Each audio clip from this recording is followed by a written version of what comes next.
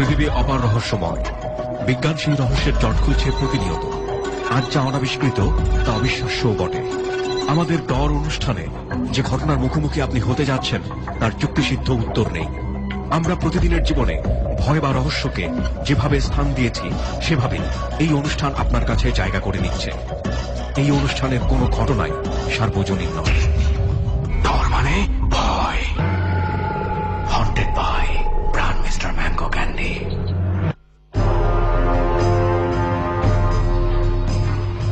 ডরের 61তম পর্বে আপনাদের সবাইকে স্বাগত জানাচ্ছি। আমি আরচি কিপ্রিয়া। রাত 11টা বেজে 20। আজকে অষ্টমী।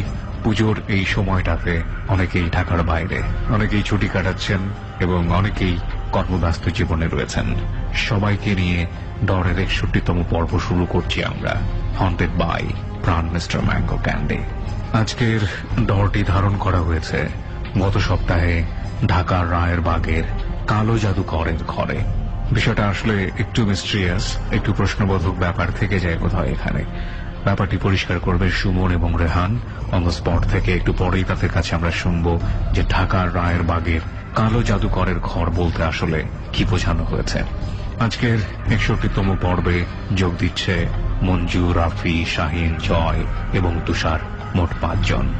সবাইকে আমরা মোস্ট ওয়েলকাম করছি এবং অনুষ্ঠানের শুরুতেই আমরা সুমন ও রেহানের কাছ থেকে এই জায়গাটিতে যাওয়ার কিছুটা সাউন্ড বাইট শুনবো বরাবরের মতোই, এবং পুরো অনুষ্ঠানটির মিউজিক নিয়ে কাজ করেছে লোবান। আমরা শুরু করছি ডরের 61তম পর্ব, হন্টেড বাই প্রাণ মিস্টার ম্যাঙ্গো ক্যান্ডি।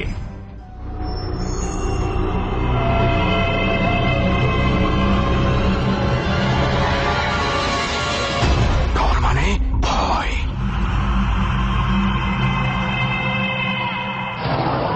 ওকে দোস্ত, রেডি জার্নির জন্য? জার্নির জন্য রেডি, সবকিছুর জন্যই রেডি। তবে তুই কি রেডি বাসে ওঠার জন্য? হ্যাঁ আমি রেডি। আমি কাঁথা নিছি, বালিশ নিছি। বাসে ওঠা কাঁথা বালিশ লাগবে দোস্ত, কতক্ষণ লাগবে তুই তো শিওর না? অনেক দূরের পথ রে মামা। তার চেয়ে বড় কথা হচ্ছে গাড়িতে উঠবো কিভাবে?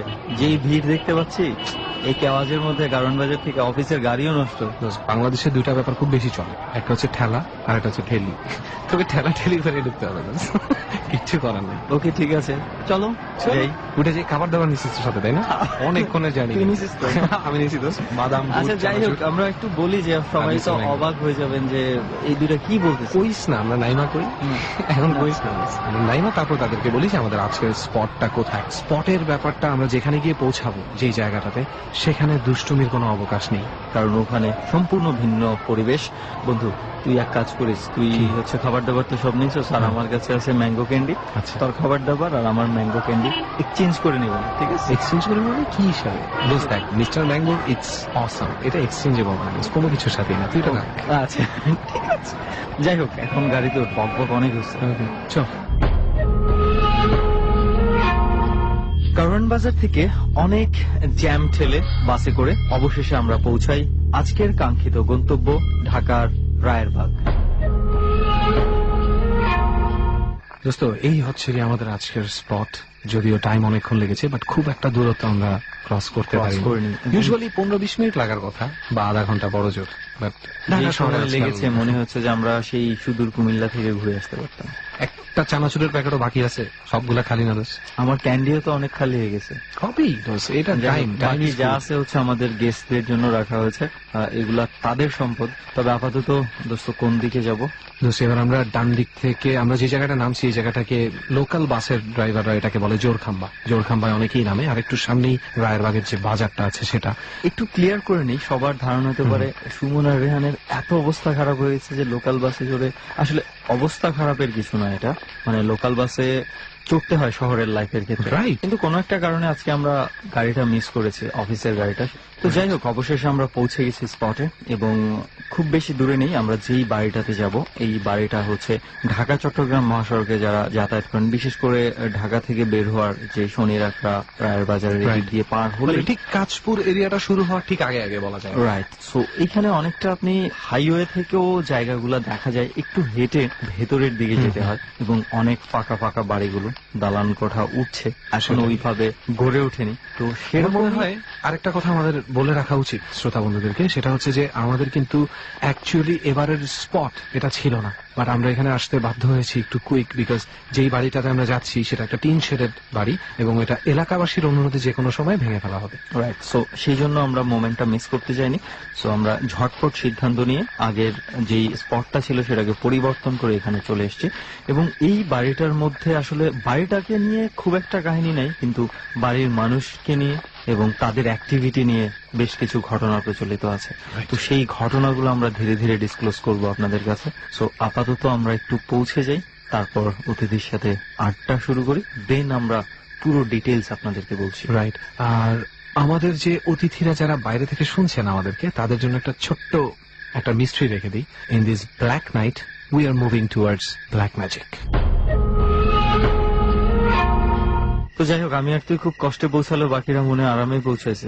ওনাদের জন্য সবার- তো আমরা বাসে আসলাম, যাতে ওনারা সেটা আরাম দেখে করে তাই গাড়িতে মনে আসতে হচ্ছে। পারে। যাই হোক, আপনাদের জন্য আরো একটা সুখবর আছে, প্রত্যেকের জন্যই ম্যাঙ্গো ক্যান্ডি আছে, যেটা আপনারা পেয়ে যাবেন। তবে আপাতত যেটা হচ্ছে, আমরা আর দেরি করতে চাই না, এমনিতেই মনে হয় দেরি Exactly. হয়ে গেছে। জাস্ট এতটুকু বলে রাখি, আপনাদের অনেকের মুখেই আমি একটা হেজিটেশন, একটা ভয় দেখতে পাচ্ছি, বাট এই জায়গাটা এখন ওইভাবে অ্যাক্টিভ নয়, সো আপনাদের ভয়ের কিছু নেই, আপনারা নিশ্চিত এবং থাকতে আপনারা পারেন। যে জিনিসগুলো দেখেছেন, অনেক কিছু ব্ল্যাক ম্যাজিক করার কিছু যে প্রয়োজনীয় কিছু জিনিসপত্র। উপকরণ লাগে, সেগুলো কিন্তু আছে আমাদের আশেপাশে, এবং আপনারা একটা দেখেছেন। জিনিস আমাদেরকে কিন্তু বলে দিছে, এইখানের যে মহিলাটা এখন পর্যন্ত থাকে, উনি একটা জিনিসই শুধু বলেছে যে আপনারা বসেন, এখানে থাকেন, সমস্যা নেই। উনি আমাদেরকে পানি টানি দিয়ে গেছেন খাওয়ার জন্য, কিন্তু কোনো কিছু যাতে আমরা টাচ না করি, এই Right. ইয়াটা দিয়ে গেছে, কারণ কোনটার ভেতরে কিভাবে কি দেয়া আছে we never know.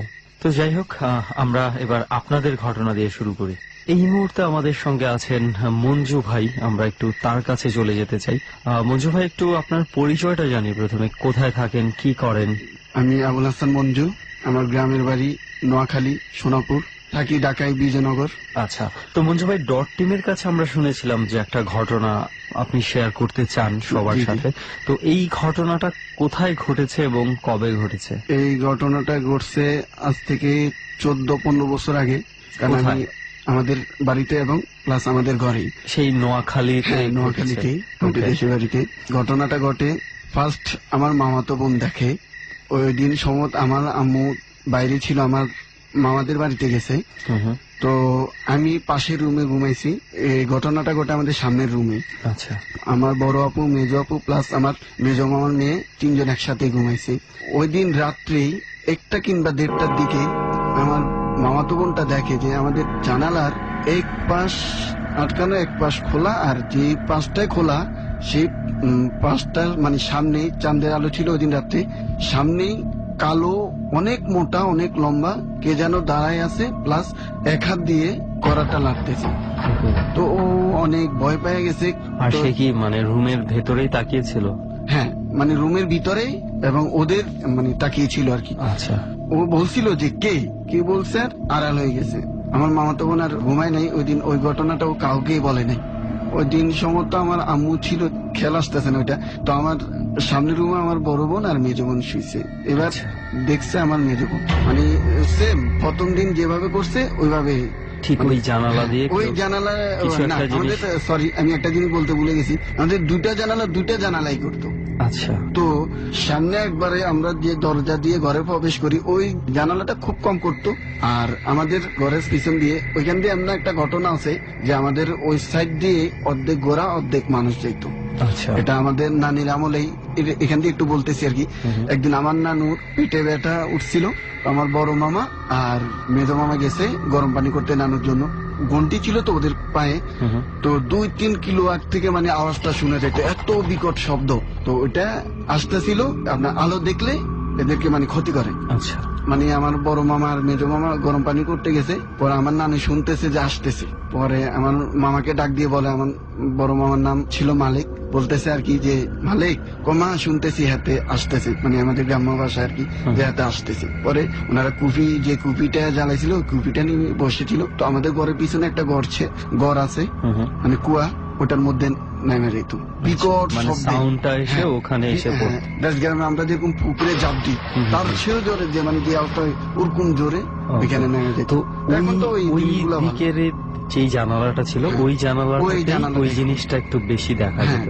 Hmm hmm. And আমার মেজো আপু ছিল একটু বিটু টাইপের, তো ও মানে দেখে ওরা চিৎকার মেরে উঠছে যে এই কে, মানে ইয়ে করে ভয় পাইয়া গেছে, সে চলে গেছে। ওই দিন আবারও আসছে, প্রায় 3টার দিকে আবারও আসছে, আবারও সেম ইয়ে অবস্থা। মানে আকৃতিটা কেমন ছিল, এটা কি আকৃতিটা ছিল অনেক কালো, অনেক মোটা এবং লম্বা অনেক, মানে তার ইয়েটা, সে যে একটু বেঁকা হয়ে দাঁড়ায় আছে জিনিসটা এটা বোঝা বোঝা যেত কেউ হ্যাঁ। একটু নিচের কারণ দিকে ওই সময় ঝুঁকে- চাঁদের আলো যতবারে ঘটনাটা করছে, প্রত্যেকবারে চাঁদের আলো ছিল, ও যে একটু বেঁকা হয়ে দাঁড়াইয়া ইয়ে করতো এটা বোঝা যেত। আচ্ছা যখন চিল্লে এসে, তখন আমরা ঘর থেকে সবাই বাইর হয়ে অনেক খোঁজাখুঁজি করছি, কিছুই দেখি না, আচ্ছা কিচ্ছু নাই।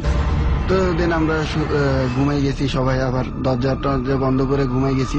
তারপর মানে অনেক পরীক্ষা করছি যে কিভাবে খুলে, বা হয় কি কোনো চোর বা ডাকাত মানে আসছে কিনা, ঘটনা ওরকম হচ্ছে সন্দেহ করতাম যে আপনারা জানালা বন্ধ করেই ঘুমাতেন, কিন্তু তারপরে এটা খুলে ফেলতো। হ্যাঁ। আচ্ছা, তো অনেক ভাবে অনেক রকম অনেক কিছু অসম্ভব খোলাটা, খোলা যাচ্ছে। খোলা যাচ্ছে না, কোনোভাবে খোলা সম্ভব না বাইরে থেকে।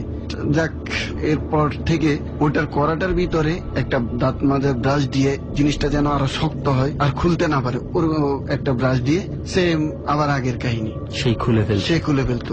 অবাক, ব্রাশের জায়গায়। তো তখন আমার আম্মু কাউরে হুজুর টুজুর কাউরে কিছু ইয়ে করে, জাস্ট এটা নিজেদের মধ্যে রাখছে। গ্রামের ইয়ে তো দেখা গেছে অনেকে মানুষজন অনেক বিভিন্ন খারাপ কথা বিভিন্ন বলবে হয়তো, বিদ্রূপ সেজন্য। কথা বলতে পারে। তো আম্মু কাউকে কিছু বলে নাই। তারপরে একদিন বৃষ্টির সময় ছিল, চাঁদের আলোয় ছিল, তো আমার বাথরুম ধরছিল। তো আমি মানে একটু ভয় ভয় থাকতাম যে এই জিনিসটা, ঘটনাটা আমার মনের ভিতর আছে। তো আমি পাশেই খোলা মাঠে করলাম। ওই দিন রাত্রি আমার আম্মু সামনের রুমটায় ঘুমাইছে, সে আবার আগের মতোই ইয়ে করে। তো আমার আম্মু একটু বুদ্ধি আছে, আগের দিনে মানুষ, উনি চুপচাপ শুধু দেখতেছে যে জিনিসটা কি হয়, উনি দেখে যাইতেছে, মানে কিছু করে না।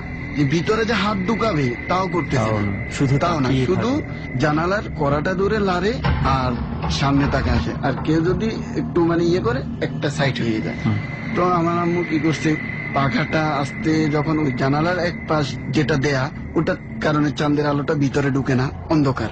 তো ওই সাইড দিয়ে বিসিনটা বাইর করে ওটার ডাটা দিয়ে এমন জোরে একটা ইয়ে ধাক্কা মারছে। তো বৃষ্টির দিন তো ডেলাটা ছিল পিছলা, এমন জোরে পড়ছে, মানে এমন জোরে পড়ছে, আমার আম্মু দেখতেছে জানালা দিয়ে যে ওই পড়ে গেছে নিচে।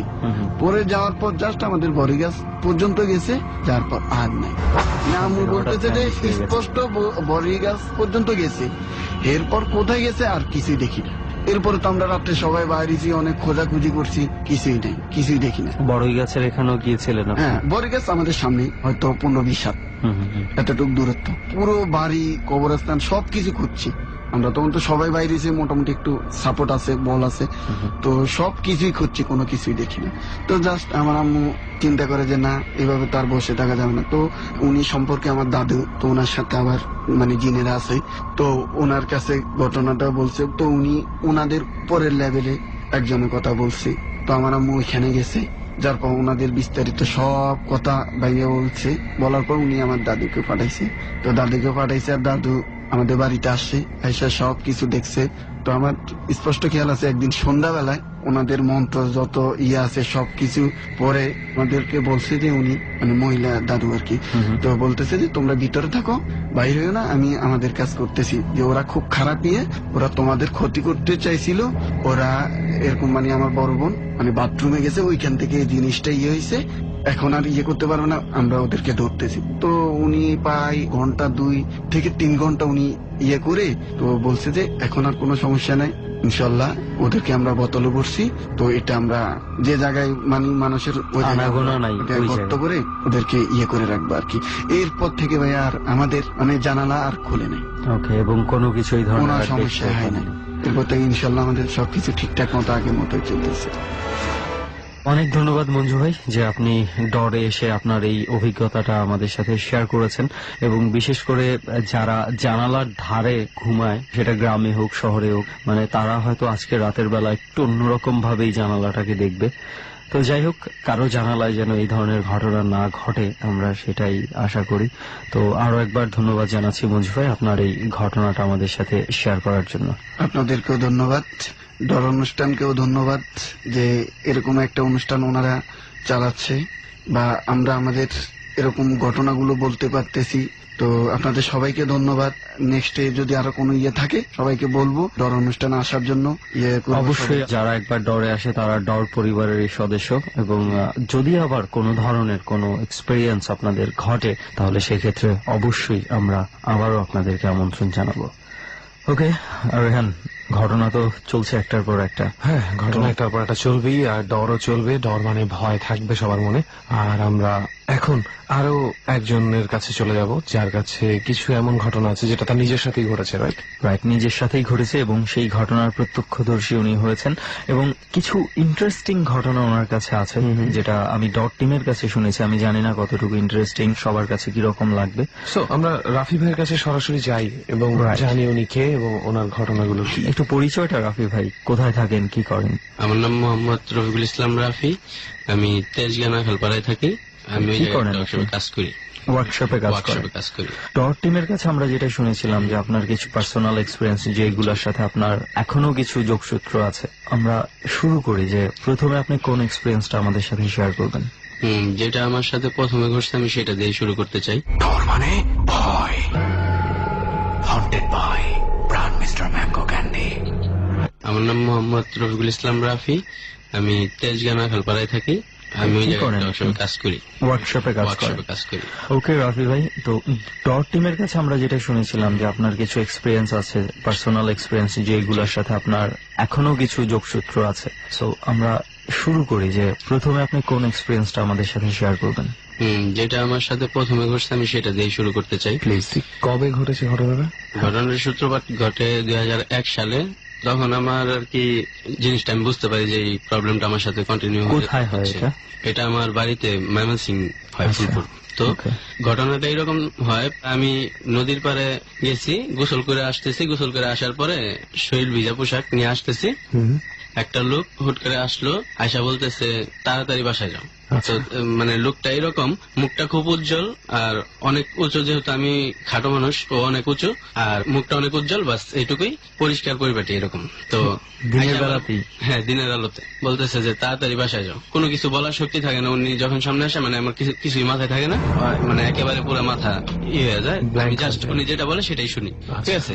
তো আমি বাসায় আসা পড়ার পরে চিন্তা করতেছি এই লোকটা তো কখনো আমাদের গ্রামে দেখিনি, যেহেতু আমি গ্রামেরই ছেলে, কখনো দেখি নাই। তো এই লোকটা কোথেকে আসলো? যাক, ওই দিন আর তেমন কিছু ভাবলাম না, কিছুই মনে করলাম না। এরপর থেকে প্রত্যেক সপ্তাহে মানে কমসে কম 3 দিন বা 4 দিন এমন গেছে যে পুরা সপ্তাহ প্রত্যেক দিনই হয়েছে। মানে যে কোনো এক জায়গায় কোন জায়গায় আসবে এটার কোনো নিশ্চয়তা নেই, কখন আসবে এটার কোনো নিশ্চয়তা নেই। আসে আইসা যে কোনো পরামর্শ দেয় যে এটা এইভাবে না এইভাবে করো। আচ্ছা। আবার খারাপ বিহেভ, মিসবিহেভ কখনোই করে নাই, কোনো ক্ষতি আমার করে নাই। জাস্ট উনি আমার উপদেশ দেয়, আর উনারা দেখলে আমি কিছুই মানে বলার মতো কোনো ক্ষমতা থাকে না। জাস্ট আমার বাক শক্তি হারায় ফেলি এক কথায়। প্রথম আমি শুধু একাই দেখতাম, আমার প্যারেন্টস এর কাছে, তাদের কাছে বলতাম, তো তারা এটা বিশ্বাস করতো না। এটা হয় নাকি, একটা লোক সামনে আসলো, তুই প্রতিদিন তোরা ওইটা বলতেছে, তুই কিছু বলতে পারতেছিস না, এটা তো হয় না। কিছু তো তুইও বলতে পারস না, আমি কিছুই বলতে পারি না, কেউ বিশ্বাস করে না। তখন ওই লোকটার মধ্যে তো কোনো ভয়ঙ্কর ব্যাপার ছিল না? না, ভয়ঙ্কর না। ওই লোকটাকে দেখলে এমন মনে হইতো যে লোকটা একদম পরিপাটি, কোত্থেকে আসছে, ওনার দেখলে মনটাই ফ্রেশ হয়ে যেত। আচ্ছা। এখনো এবং ওনার কথা অনুযায়ী কাজ করতে ইচ্ছা? হ্যাঁ, কথা অনুযায়ী কাজ করতে ইচ্ছা হয়। তো উনি যেটা বলে ওটাই শুনি আমি। 2001 থেকে 2015-14 বছর এর ভিতরে কখনো আমি ওনার একটা কথাও করতে পারিনি। যা বলছে তাই আমার করতে হয়েছে, বা আমি করছি নিজেরই মন চাইছে, এরকম আর কি। মানে আপনি ইগনোর করতে পারেন না? কখনোই ইগনোর করতে পারিনি। আচ্ছা। তো এরকম চলতে থাকার পরে 2005 সম্ভবত 6 শুরুর দিকে আর কি, ফার্স্ট আমার বড় বোন ও জিনিসটা লক্ষ্য করে। কিরকম? আমি রুমে শুয়ে আছি, খাওয়া দাওয়া শেষ, আর এই জিনিসটা যেহেতু কন্টিনিউসলি আমার সাথে হইতেছে, আমি বললেও কেউ বিশ্বাস করতেছে না। সো আমি এটা বইলা কারো কাছে আর ছোট হইতে চাইতেছি না, এই কারণে কারো কাছে বলি না। তো আমি রুমে শুয়ে রয়েছি, খাওয়া দাওয়া শেষ, শুয়ে থাকার পরে আমার বড় বোন আসছে। আইসা দরজা করছে, দেখা যায় আমার সাইডে, আমার বাম সাইডে একটা লোক শুয়ে রয়েছে, বাট আমি কিন্তু জানি না। আচ্ছা। আমি তখন ঘুমাচ্ছি। আপনার দরজা তখন লক করা? হ্যাঁ, দরজা লক করা বলতে বাইরে থেকে আমাদের দরজা খোলা যাবে, জাস্ট চাপানো আর কি। তো যে কেউ আসতে পারে, আইসা শুয়ে থাকতে পারে, বাট পরিচিত তো হইতে হবে, যেহেতু মেইন গেটে তালা থাকে। তো শুয়ে রয়েছে দেখা মানে তো উনি ভয়টয় পাইছে কিনা জানি না, মানে এরকম একটাই ডাকা শুরু করছে দরজায় দাঁড়ায় থেকে। তো আমি তো ঘুম নিয়ে চোখে উঠছি, ওঠার পরে বলতেছে তোর সাথে এটা কি, আমার সাথে এটা কি, মানে আমি তাকাইলাম আর কিছু নাই, আবহাওয়া দেয় না, আমিও দেখি না, আর নাই। তার মানে তো আপনার আপুর চোখের সামনে জিনিসটা গায়েব হয়ে হ্যাঁ গেছে। হ্যাঁ, তারপরেও ও বলতে পারে না যে কখন গায়েব হয়েছে, মানে এরকম একটা সিমটম যে আমার দিকে তাকায়, ওর দিকে তাকাইছিল, ডাকতে সময় হয়তো বা চোখ আমার দিকে গেছে, এর ভিতরে মানে চোখের পলকের মধ্যে নাই হয়ে গেছে। একদম ভ্যানিশ হয়ে গেছে। আচ্ছা, আবার বললো জিনিসটা যে এরকম এরকম আমি দেখছি, আমি তো বলি তোমরা তো বিশ্বাস করো না। তারপর একদিন আমার মাও দেখছে, আমি ওই দিন ডিউটিতে যাই নাই, সুস্থ ছিলাম, তো রুমে শুয়ে শুয়ে এটা সেটা করতেছি, বই পড়তেছি বা এরকম কিছু করতে করতে ঘুমিয়ে গেছি। আমার আম্মা রুমে আসছে যে ডাক দিবে আমার আর কি, নাস্তা খাওয়ার জন্য ডাক দিবে। আচ্ছা, ডাক দেওয়ার জন্য দরজায় গেছে, দরজায় যাওয়ার পরে দেখে মাথার সাইডে একটা লোক বৈশা বৈশা মাথায় হাত বোলাই দিতেছে। তো দেখে তো এটা কয়টা সময়? এগুলো কি আপনাদের বাসায় দিনের উপরে ঘটতেছে? দিনে দুপুরে কখন হবে, যে কোনো সময় যে কোনো সময় কোনো হতে পারে, ঠিক নেই। না কোনো ঠিক ঠিকানা নেই, কখন আসবে কিভাবে আসবে কোনো ঠিক ঠিকানা নেই, জাস্ট আইসা পড়বে। আমার মাও দেখছে, তো আমার মা দেখা, মা যেহেতু নামাজ রোজা করে, তো উনি একটু ফরেজগার মানুষ, উনি সূরা টুরা পড়লো, দেখার পরে আমার বললো যে এরকম এরকম তুই যে এরকম দেখছিস এরকম এরকম না, আমি কি হ্যাঁ তুই যে এরকম বর্ণনা দিতেছিস, আমি এরকমই একটা লোক তোরে দেখছি যে তোর মাথা ই করতেছে, বাট আমি তোরে ডাক দেওয়ার সময় কোত্থেকে কিভাবে ব্যানিশ হয়ে গেছে আমি জানি না। আম্মা বলতেছে আমার। পরে আমরা রহিম মেডেল হুজুরের কাছে গেলাম, পরে ওনার কাছে অনেক কিছুই করলাম, পানি পড়া দিল, তাবিজ দিল, কোনো কিছু তো কোনো ফল পাইলাম না আমি। তিনি বারবার আসছেন? তিনি বারবার আসছেন, আর পানি পড়া দেওয়ার পরে, তাবিজ দেওয়ার পরে উনি আম্মার কাছে স্বপ্নে আসছেন, প্লাস আমার কাছে আয়সা আমার এক প্রকার মানে রাগান্বিত ভয়েসে বলছে আর কি যে তোরা এগুলো কি শুরু করছিস, এভাবে মানে যে আমাদের আপন লোক, তার সাথে আমরা কোনো কিছু দেই নাই বা এরকম কিছু, যার জন্য উনি শাসাইতেছে। উনি বলতেছে তোরা এগুলো কি শুরু করছিস, এগুলো বললে মানে এক প্রকার শাসায় চলে গেছে। আপনার মাও কি এই ধরনের স্বপ্ন দেখেছেন? হ্যাঁ, আম্মু সেম টু সেম স্বপ্ন দেখছে, আমি যেটা দেখছি ওই রকমই দেখছে। দেখার পরে এইরকমই আর কি চলতেছে এখন পর্যন্ত কন্টিনিউ আর কি। যেই জায়গায় আমি যাব আর কি, ছাদে যাব, যে হঠাৎ মানে আমি জানি যে উনি আসবেই। শেষ কবে দেখেছেন? শেষ এই লাস্ট 2-3 দিন আগে দেখছি আমি। ওকে, আচ্ছা, এই জিনিসটা আপনার কি অবস্থায় কোনো দেখেছিলেন? চেষ্টা করেনি না কখনো? না, কখনো আমার ক্ষতি করে নাই। আর এই লোকটা সবসময় আমি একভাবেই দেখি, আর কোনো মানে একই ড্রেসে, একই একই অবস্থা। ড্রেসে একই ভাবে। লাস্ট যেই দিন দেখেছেন ওই দিন কি অবস্থায় দেখেছিলেন, কোথায় দেখা হয়েছিল? পরিপাটি সাদা কাপড়, আমি সাদে, আমাদের সাদে আর কি আচ্ছা, সাদা কাপড় পরা, মানে আলখাল্লা টাইপের কিছু পরা, আর মাথায় একটা পাগড়ি। পাগড়ি না, একটা কাপড় পেঁচানো আর কি। আচ্ছা, আচ্ছা। সেরকম আর কি একটা। ওকে, এই ছিল আমার ফার্স্ট ঘটনা। মানে ফার্স্ট ঘটনা তো এখনো মানে it's not ending. Ending, right, এটা এটা continue চলছে এখন। জানি না, আপনি আজকেও হয়তো বা একবার দেখবেন তাকে। হ্যাঁ, এটা এতটাই regular। আসবে, এটা শিওর। মানে এখন আমার আচ্ছা, যেদিন আপনি প্রথম দেখলেন ওনাকে, সেদিন কি আপনার সাথে অদ্ভুত কোনো কিছু ঘটেছিল? অদ্ভুত বলতে ওই যে বললাম যে আয়শা যখন সামনে আয়শা দাঁড়াইছে, তখনই আমি মানে হ্যাং হয়ে গেছি একদম। সাধারণ একটা লোক, কখনো দেখি নাই, কিন্তু সাধারণ একটা লোক আয়শা আমারে বললো, নিজের বাপের মতো উপদেশ দিল, বাস আমি চলে গেলাম। আসলে মানে ওই মানুষটা যখন তার সামনে আসতেছে, উনি আসলে মানে একটা মন্ত্রমুগ্ধর মতো হয়ে যাচ্ছে, হতভম্ব হয়ে যাচ্ছে। এবং যদিও মানে ফরচুনেটলি বলবো যে ওনার কোনো ক্ষতি করছে না জিনিসটা, ওনাকে হয়তো বা সেভ করার চেষ্টা করছে, বাট এটা কিন্তু একটা খুব মানে সবসময় একটা লোক তোকে ফলো করছে এবং হুটহাট তোর সামনে চলে আসতেছে, আবার নাই হয়ে যাচ্ছে, এটা কিন্তু খুব ভয়ঙ্কর একটা বিষয়। This is just another level of fear, আমি এটাকে বলবো। কারণ হচ্ছে এতদিন আমরা অনেক এমন স্টোরি পেয়েছি যে স্টোরির আমরা কোনো মোটিভ পাইনি, কিন্তু প্রত্যেকটা স্টোরি, প্রত্যেকটা ঘটনা, প্রত্যেকটা এক্সপেরিয়েন্স কোনো না কোনো একটা জায়গা থেকে, একটা ঘটনা থেকে অন্তত শুরু হয়। বাট ওনার ক্ষেত্রে দেখ, মোটিভ তো নেই। ওই লোকটা যে তার আশেপাশে থাকছে সবসময়, স্পেশাল কিছু ঘটেও নি তার সাথে, যেই দিন থেকে এই ব্যাপারটা শুরু হয়েছে। হঠাৎ করে মনে হয় যেন নিয়তিতেই ছিল যে একটা সময় লোকটা ওনাকে গাইডেন্স দেওয়া শুরু করবে। এবং সবচেয়ে বড় কথা, ওই লোকটা ওনার কাছ থেকে দূরেও সরতে চাচ্ছে না।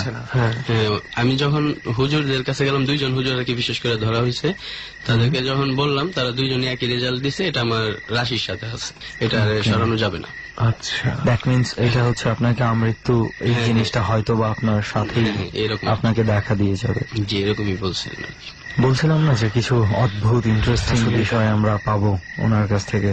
সো আই হোপ যে এটা আসলেই একটা অদ্ভুত ধরনের একটা বিষয়। আসলে মানে আপনি তো নিশ্চয়ই ওনার নামও জানেন না? না না, আজও পর্যন্ত আপনি ওনার সাথে কোনো কথা বলতে পারেন? কোনো কথা আজ পর্যন্ত বলা হয়নি। উনি যা বলছে জাস্ট শুনে গেছি, আর উনি কথা বলার মতো কোনো কথা বলাও নাই, জাস্ট উপদেশ দিচ্ছে। অর্ডার ওকে, মানে সত্যি কথা বলতে যদি আপনার মা এবং আপনার বোন না দেখতেন তাহলে আমরা ধরেই নিতাম এটা আপনার কল্পনা, রাইট। আসলেই কল্পনা ধরে নিতাম।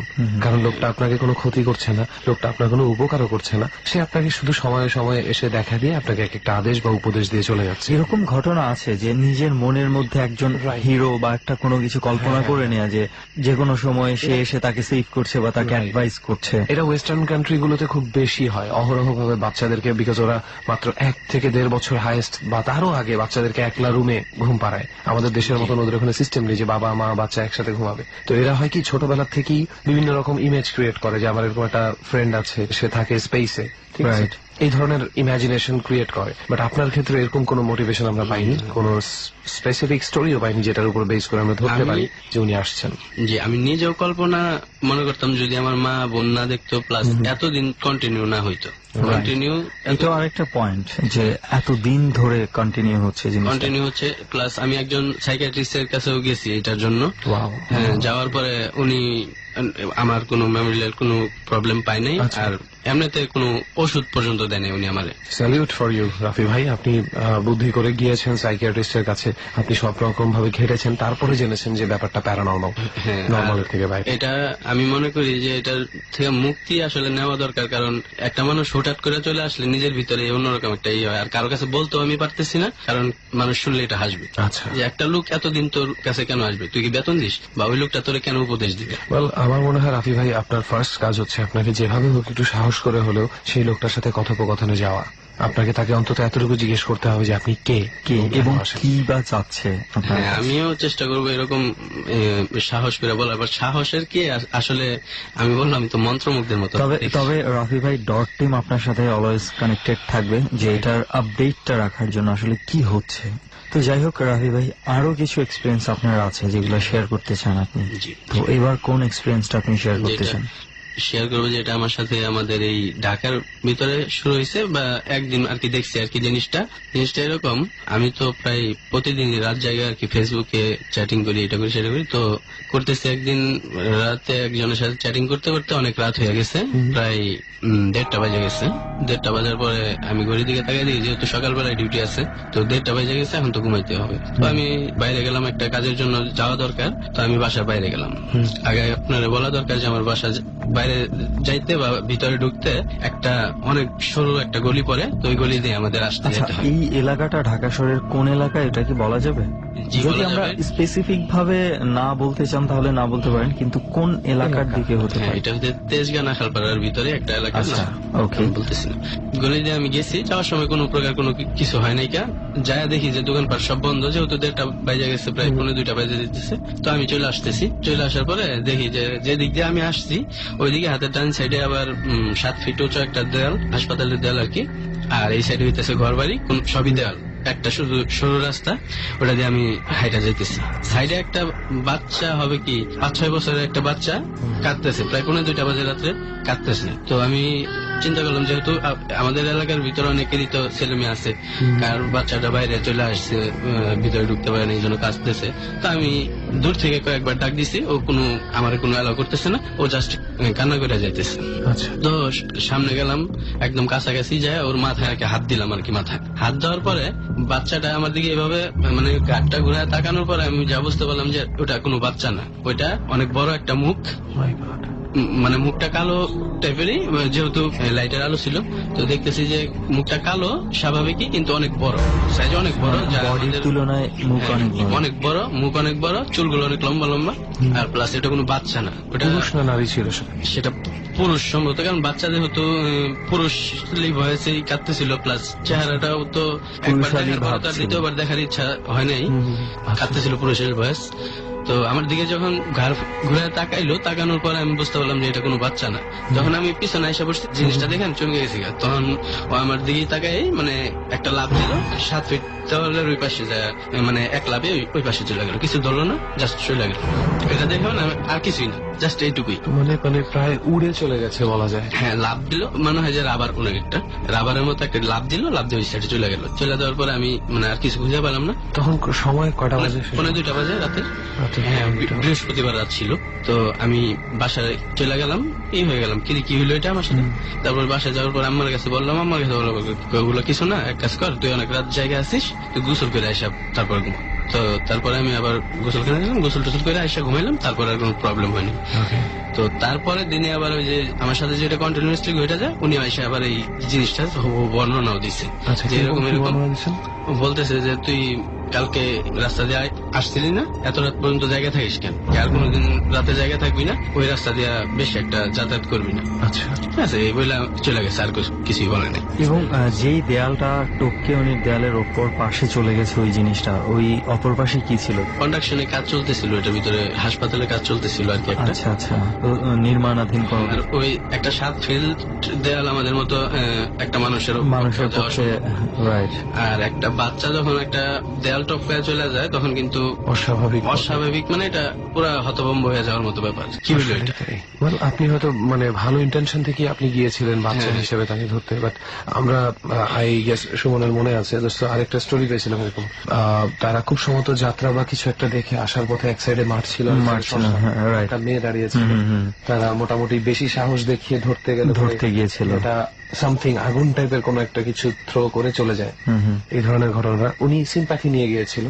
আমার কেন যেন মনে হয় মাঝে মাঝে গভীর রাতে এমন কোন অ্যাপিয়ারেন্স দেখি, এমন কোন এক্সিস্টেন্স দেখি যেটা হয়তোবা আমাদেরকে কৌতূহল বশত টানবে, কিন্তু আমাদের মনে হয় ঘাটাঘাটি না করাই উচিত। এই জিনিসগুলো দেখা যায় যে তাদের নিজস্ব রাতের সময়টা আসলে মানুষের ঘুমের সময়, সেই ঘুমের সময়টাতে বাইরে ঘোরাঘুরি করতে গেলে অনেকেই এমন কিছু জিনিসের সামনে পড়তে পারে যে জিনিসটা তার সামনে আসতে চায়নি, তখন তারা কিন্তু বিভিন্ন রূপে নিজেদেরকে বাঁচাতে যাবে, নিজেদেরকে লুকাতে যাবে, এবং সেই সময় আপনি যদি সামনে পড়ে যান ভয়ঙ্কর একটা কিছু দেখে ফেলা অবাক কোনো ব্যাপার নয়। সো আমাদেরকে একটু কেয়ারফুল থাকতে হবে রাতে ঘোরার সময়। সবাইকে আমরা সবসময় ঘাটাবো না, একটু চিন্তা করবেন, নিজের গাট ফিলিংসটাকে টের পাওয়ার চেষ্টা করবেন। আমার মনে হয় দুর্ঘটনায় রাতে এটা অনেক বেশি সাহায্য করবে। রাফি ভাই, আপনার তো মনে হয় আরো একটা এক্সপেরিয়েন্স আছে as far age we know, তাহলে সুমন আমরা ওই এক্সপেরিয়েন্সটা শুনি তাহলে। আমার এই এক্সপেরিয়েন্সটা এমন, আমরা যে জায়গায় কাজ করি, আমরা লোহার কাজ করি, তো ওই জায়গায় মনে করেন যে অনেকে একসাথে কাজ করার ফলে সব কারখানার লোকই কম বেশি মুখ চেনাচেনি হইলেও চিনি আর কি, এরকম। তো আমাদের পাশের কারখানায় একটা লোক রতন নামের, তার সাথে খুব ভালো পরিচয় ছিল আমাদের, একসাথে চা খাইতাম, সবকিছু ঠিক আছে। যে কোনো দুর্ঘটনাবশত মেশিনের কারণে আর কি ওই ছেলেটা মারা যায়। ঠিক আছে, ওই ওয়ার্কশপেই মারা যায়, মানে রাতের বেলা আর কি দুর্ঘটনাবশত মারা যায়। মারা যাওয়ার পর ওই দিন রাতে আমরা তারে আনি বাইরে বাইর করে রাখি, যেহেতু মারা যাওয়ার পর মানুষের তো ঘরের ভিতরে বা কারখানার ভিতরে রাখা ঠিক না, তো যার কারণে আমরা বাইরে আইনা রাখি। সকাল 6টা কি 6:30টার দিকে তার মেডিকেল নিয়ে যাওয়া হয়, ওই জায়গা থেকে কাজ টাজ করে তার ওইভাবে আর কি করা হয়। আমরা যাই নাই ওর বাড়িতে লাশ নিয়ে গেছি। আচ্ছা, তো সবারই মন খারাপ, যেহেতু সাথের একটা লোক মারা গেছে। অবশ্যই। তো বৃহস্পতিবারে মারা গেছে, পরের বৃহস্পতিবারে আমার এক ফ্রেন্ড আসছে, আচ্ছা, বাড়ি থেকে আসছে, আসার পরে বলতেছে যে চল দোস্ত চা খাই গিয়ে রতন রে ডাক দে, তো রতন তো মারা গেছে। আচ্ছা, সে জানে না তখন? না, তো জানে না। তো আমি বললাম যে কি বলিস, রতন তো মারা গেছে দোস্ত, এইরকম গেছে বৃহস্পতিবারে মারা গেছে। তো ছেলেটা সবারই যেহেতু খারাপ লাগে, ফ্রেন্ড সার্কেল দেখতে গেছি আমরা, ওই জায়গাটা ওরা দেখাইতে গেছি যে এইভাবে এই মেশিনে মারা গেছে। যেহেতু একটা লোক মারা গেছে, বেসিক্যালি কারখানাটা কিন্তু বন্ধ ছিল, ঠিক আছে।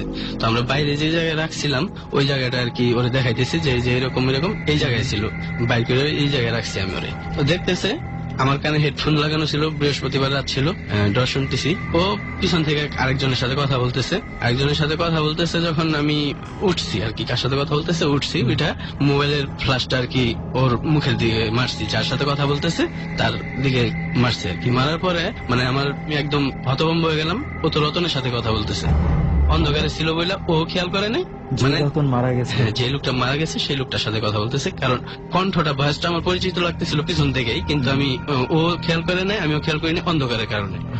তারপরে যখন আমি আলোটা মারলাম তখন দেখলাম যে এর আগে আপনারা বুঝতে পারেন নাই যে এটা রতন, কিন্তু আলোটা মেরে তারপরে বুঝলেন যে, কিন্তু ভয়েসটা আমার কাছেও পরিচিত মনে হইতেছিল, ওর কাছেও পরিচিত মনে হইতেছিল, কিন্তু চেহারা তো দেখিনি। পরিচিত মনে হয়েছে বলেই আপনারা কথা চালিয়ে যাচ্ছিলেন। হ্যাঁ, তো যখন লাইটটা মারলাম, লাইট মারার পরে দেখি যে এটা রতন। তো ওরে দেখে তো আমরা দুইজনেই মানে হয়ে গেলাম। আমি তো দৌড় দিছি, কারণ আমি তো জানি ও আমার হাতে, আমি ওরে বের করছি প্লাস অ্যাম্বুলেন্সে উঠাই দিছি আমার হাতে। ও জীবিত না। ওই সাগরও আসতে পরে দৌড়ে আইসা মানে আমার 2-3 হাত আগে ও পড়ে গেছে, অজ্ঞান হয়ে গেছে আর কি। তো অজ্ঞান হয়ে যাওয়ার পর ওরে মেডিকেল নিয়ে গেলাম। মেডিকেল নিয়ে যাওয়ার পরে প্রায় 4 দিন ওই জায়গায় ছিল। কিছুটা সুস্থ হওয়ার পরে বাড়িতে চলে যায়। তো পরে আমার ফোনে বলছে ও ওই জায়গায় দাঁড়ায় দাঁড়ায় নাকি মানে আমি তো দৌড়ে চলে আসছি, সাগর ওই জায়গা থেকে আসা পড়বে। এর আগে যে জিনিসটা দেখছে যে ও ওই জায়গায় দাঁড়ায় দাঁড়ায় হাসতেছিল, বিদ্যুৎ একটা হাসি দিছে। হ্যাঁ, রতন সাগরের দিকে তাকে বিদ্যুৎ একটা হাসি দিছে, আর তার চেহারা দেখলেই বোঝা যাইতেছে যে সে মৃত। ও আচ্ছা, চেহারা এটা বোঝা যাচ্ছিল। হ্যাঁ হ্যাঁ, আমি কি রকম ছিল? ফ্যাকাশে একদম, খুব ফ্যাকাশে, মানে সাদা একদম পাউডার মাখা মনে হইতেছে। যেহেতু আমি ফ্ল্যাশের আলোটা মারছি, ফ্ল্যাশের আলোটা একটু লাল হয়, তার কারণে আরো বিদ্যুটে লাগতেছিল। তারপর ও ফোনে আমারে বলছিল যে ও হাসি দিছে, বাট রতন আমার সামনে হাসে নাই, ওর সামনে নাকি হাসছে। ওই তারপরে থেকে আর ও আর আমাদের এই জায়গায় ও আসে না। আর ওই কারখানার আশেপাশে আমি এখন পর্যন্ত যাইতে ভয় পাই দিনের বেলা। কতদিন হয়েছে এই ঘটনা? এটা 3-4 মাস হবে। রাফি ভাই, আমার একটা জায়গায় একটু কনফিউশন আছে আপনার এই স্টোরিটাতে। রতন ঠিক কোন সময় আপনাদের আড্ডাতে যোগ দেয় আপনারা বোঝার আগে? আপনারা তো দুজনই যাচ্ছিলেন, তাই না? আপনি এবং আপনার ওই ফ্রেন্ড, যে কিনা ভাবছিল রতন জীবিত আছে। তারপরে আপনারা কোথায় গিয়েছিলেন? মানে রতন আমি একটু ইন্টারাপ্ট করি। ঘটনাটা এরকম ছিল যে যখন উনি জানতে পেরেছে যে রতন মারা গেছে, ওই লোকটাও রতনের ফ্রেন্ড ছিল। তো যেহেতু ফ্রেন্ড ছিল, একটু মানে স্মৃতি কাতর হয়ে গেছে। তো যেই কারখানাতে রতন যেই কারখানায় কাজ করত, ওই কারখানাতে উনি দেখাতে নিয়ে গেছিল রাফি ভাই যে এখানে এইভাবে দুর্ঘটনাটা ঘটেছে, এই জায়গায় ওকে শুয়ে রাখা হয়েছে। জাস্ট স্মৃতিচারণ একটা ছিল আর কি। ওনাদের সাথে কানেক্ট হলো কখন? ঠিক এমন সময় ওনারা যখন কথা বলছিল, ঠিক এমন সময় রাফি ভাই খেয়াল করছে যে পাশ থেকে উনার ফ্রেন্ড একজনের সাথে কথা বলছে। মানে আমি কানে হেডফোন থাকার কারণে আমি বুঝতেছিলাম একজনের সাথেও কথা বলতেছে। কার সাথে কথা বলতেছে তো আমি জানি না, কিন্তু যখন একটা হেডফোন খুলছি তখন একদম ক্লিয়ারলি বুঝতেছি যে এটা একটা পরিচিত ভয়েস। ঠিক আছে, তো আমি উঠলাম, বর্ষা থেকে উঠা যে ফ্ল্যাশ দিয়ে দেখাইতেছিলাম ওরে, যেহেতু কারখানা বন্ধ। হ্যাঁ, মানে কারখানা যেহেতু বন্ধ, অন্ধকার, কিন্তু গলি পুরাটাই অন্ধকার। তো অন্ধকারের ভিতরে একটা পিকআপের ওই সাইড থেকে, সামনের সাইড থেকে ও আসছে, কিন্তু তো আমি ওইদিকে লাইটটা মারছি যে কার সাথে কথা বলতেছে। তো লাইটটা মারার পরে এই আমরা দেখলাম। তখনও কিন্তু ওই কয়েকদিনকে কারখানাটা বন্ধ ছিল। হ্যাঁ, 2 মাস মতো। কারখানাটা বলতে গেলে এক অবস্থায় কিছু সময়ের জন্য পরিত্যক্ত অবস্থায় ছিল, এবং ওই কারখানায় রতন ঘুরে ইন্টারেস্টিং ব্যাপার কি জানেন, ওই কারখানার জন্য পাশের 2টা কারখানাও বন্ধ ছিল। কারণ ওর যে সামনে যে কারখানাটা ছিল, আমরা তো সাইডে ছিলাম, সামনে যে কারখানাটা ছিল এই কারখানারও একটা ছেলে পাগল হয়ে গেছে, উন্মাদ হয়ে গেছে। ও যেদিন মারা গেছে তারপরের দিন উন্মাদ হয়ে গেছে। উন্মাদ হয়ে মানে কাপড় চোপড় খুলে একদম রাস্তায় দৌড়ায় হঠাৎ করে। হ্যাঁ, হঠাৎ যেদিন যে সময় মারা গেছে এর পরের দিন ঠিক সেই সময়। এই কারণে এই কারখানাগুলো বন্ধ ছিল 2 মাস। মিলাদ পরে তারপরে আবার চালু করছে। ও মানে উন্মাদ হয়ে রাস্তায় বেরিয়ে গেছে, গাড়ির সাথে হয়েছে, অনেক মানুষে মারছে। আবার ওই জায়গা থেকে আনার পরে মসজিদের ভিতরে উলঙ্গ অবস্থায় ঢুকে গেছে। আচ্ছা, শঙ্কর নাম, হিন্দু ছিল। ওই অবস্থায় না বাইন্ধা তারপরে ওর বাড়িতে পাঠানো হয়েছে। এখন কি অবস্থা ওর? এখন কি পাগল আছে না? আসলে এখন ওর খবরটা নেওয়া হয় না, কারণ অতটা এই ছিল না, তো মানে অপরিচিত ছিল না, এই ছিল। যাই হোক, আমি যেটা বুঝলাম যে টোটাল মানে ওই রতন ভাইয়ের মৃত্যুর সাথে সাথে ওই পুরো কারখানা এলাকার এনভায়রনমেন্টই বদলে গেছে, এবং সেটা রিকভার করতে 2 মাসের মতন সময় লেগেছে। কারখানা খুলেছে কতদিন হয়েছে? কারখানা তো 1 মাস 1-1.5 মাস হবে। 1 মাস যাবত স্বাভাবিকভাবে কার্যক্রম স্বাভাবিক বলতে চলছে। এখনো ওই কারখানায় মানুষ ফিল আপ হয় নাই। আচ্ছা, মানে কর্মচারী যারা চলে গেছে সবাইকে এখনো পাইনি? সবাই তো কি এখনো পাইনি। আর যারা আমরা জানি যে ওই কারখানায় লোক মারা গেছে তারা তো কেউ কাজ করতে চায় না। আর যারা না জানে তারা আসে, আইসা কিছুদিন করে আবার চলে যায়, ওই কোনো এক অজানা কারণে আমরা জানি না ওইসব কিছু। আচ্ছা, দ্যাট মিনস আমার ধারণা কারখানাটার মধ্যে, আমি জানি না আমাদের বলাটা ঠিক হবে কিনা, তবে কিছু না কিছু হয়তো আছে, নাহলে মানুষগুলো চলে যাচ্ছে কেন? এরকম কিছু একটা আছে, কারণ যেই আসে, অনেকেই আসছে কিন্তু নতুন লোক, তারা আইসা কিছুদিন কাজ করে আবার চলে যাইতেছে, কিন্তু কোনো কারণ ছাড়া।